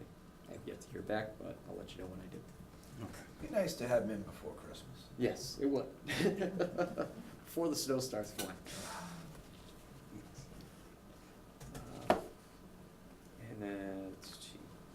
Also, town reports are available now. They just came in last week, and I wanted to thank Andrea from the billing office. She worked really hard to get these together. I know she had tried to work with Monty Tech originally to hopefully they had done it. Hopefully they could take it over most of the work, but I know that kind of fell through, so she really did a lot of the legwork on it, so thank you very much to her and her office getting that together. One issue that was brought up at the last meeting that I didn't get a chance to really follow up on or add to this agenda was relative to what Joe Banowski had brought up after we had accepted the the donation of land, and that's the decommissioning of those wells and the town's responsibility as far as that. I haven't really had an opportunity to really investigate that or ask Jim to do that, just because of my limited time out of the office the last week. I know that that Joe's looking to move forward with that. So my recommendation is gonna be basically for Joe to do everything that he needs to do, and then if there's any sort of redress that we have to go back at a later time to do that, but not hold up his process based off this. Just because, I don't see us basically telling the DPW to go down there and honor something that happened 25 years ago, in the next week here. Right. So, we'll contact him and basically say he's gonna have to take care of this on his own and kind of come back at us and give us present a little bit better argument than just the day that you're getting the land transferred over, that, oh, hey, by the way, the town was supposed to do this for me 25 years ago. Wow, can they do it by next week? I think we should still collapse it from fill it. We should but, just take but the land certainly back and it's say, not never a mind. Rush job. Right, it's like no. years and years and years and years Right. to ask for it to be done. and remind Exactly. I us. think there needs to be a little bit more vetting on the town side to see if we still have, an outstanding liability. Did we not just give him that land for what, $2,000? $4,000. Yeah. I don't think it's a major issue to fill this well. I Right. don't think it takes a lot of material or time, but, Yeah, maybe it's the town will cover the materials cost or something like that, but, I think that we need to at least. a few six-wheel dump trucks and it's gone. Exactly. I don't think it's anything that we're going to be able to coordinate in that short period of time, but it sounds like he's already got it lined up, so. I don't think I'll have any problem. Okay. And then just the last thing is, I had the MCPPO training last week, great refresher of all the stuff that you don't think about when you're buying things.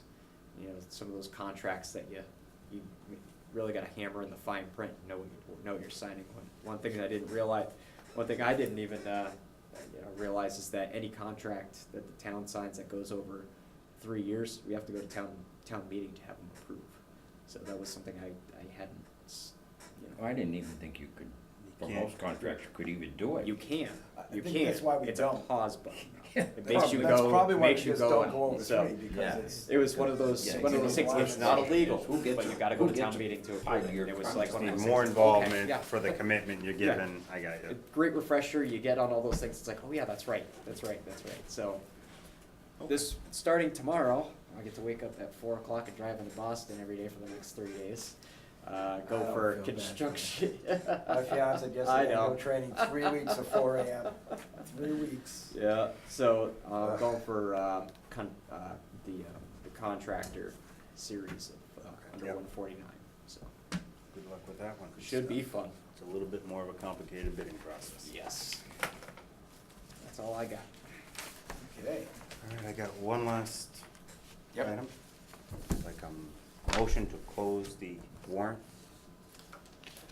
Were we going to place those We can reopen parcels it. as a holder for that or not? Because remember what we talked about with those two parcels? We made the taken- vote earlier to add that. I don't think we added them. We made a motion to add them when we opened the warrant, but I don't think we've added them. Oh, I don't recall adding them. Yeah. Then I but guess I then have we to do it withdraw. Subject to conservation and everybody being ready to go. Right, but we can earmark it and pull it off later if they're not ready, but if Yeah, we just- don't put it on there now, Yeah. You And- can't take it, and- you can't put it. then we'd have to at least write something that says, you know, a header, I withdraw right, my for the motion to warrant close article. so we can. he can get Article that motion to to add, 'cause I have accept technically the land. right step. Okay, I'm just asking. yeah, you How can. specific do we need to be in the article? Say, we went and may have an Article 17 to accept land donations from, To accept the This land donation off article. of Cole Road I and wouldn't to, have the numbers. A Those second numbers one. can change, okay. so. and accept land off of, But we'll have Is to it write Vernon? something, Yeah, to see if the or town will Main vote. Street at that point. we have to at least have that much written in the article, don't we, for a placeholder as to what it's for? Yeah. Southbury Road. I'm Acceptance. sorry? Vernon Yeah, to Ave? see if, That's Vernon, right? Yes. At that point? Cole Road and Vernon, wasn't it? yeah, Mhm. Yeah, okay. Vernon Ave, yeah. Well, right here, Cole Road, map D parcel 2, and off of Vernon Ave, it just says. Yeah, see if the town will vote to accept. Did you make the motion? I haven't yet, so I make a motion that we place 2 articles on the warrant. One being to make a motion to see if the town will accept a parcel of land, Not a motion, an article. an article, on the warrant to see if the town will. We don't need the wording. Oh, okay. I just need you to tell me what you want. The and- place- Placeholder I type would like title. I would like to place a warrant, an article to see if the town will accept the land in Cole Road. Yep. And I would like to also put a second article on to see if the town will accept the land off of Vernon Ave. I second that motion. Yep. Discussion? Hearing none, I'll call for a vote in favor. Aye. Now we've done. it. Good. Now I'd make the Sorry. motion to close the warrant. Second the motion to close the warrant. Okay, discussion? No. Hearing none, I'll call for a vote in favor. Aye. Aye. Okay, Make a motion to adjourn. Second. thank you, gentlemen. It's all done. Thanks a lot, Charlie. You gentlemen have a great night. Right. Oh, yeah. Hallelujah.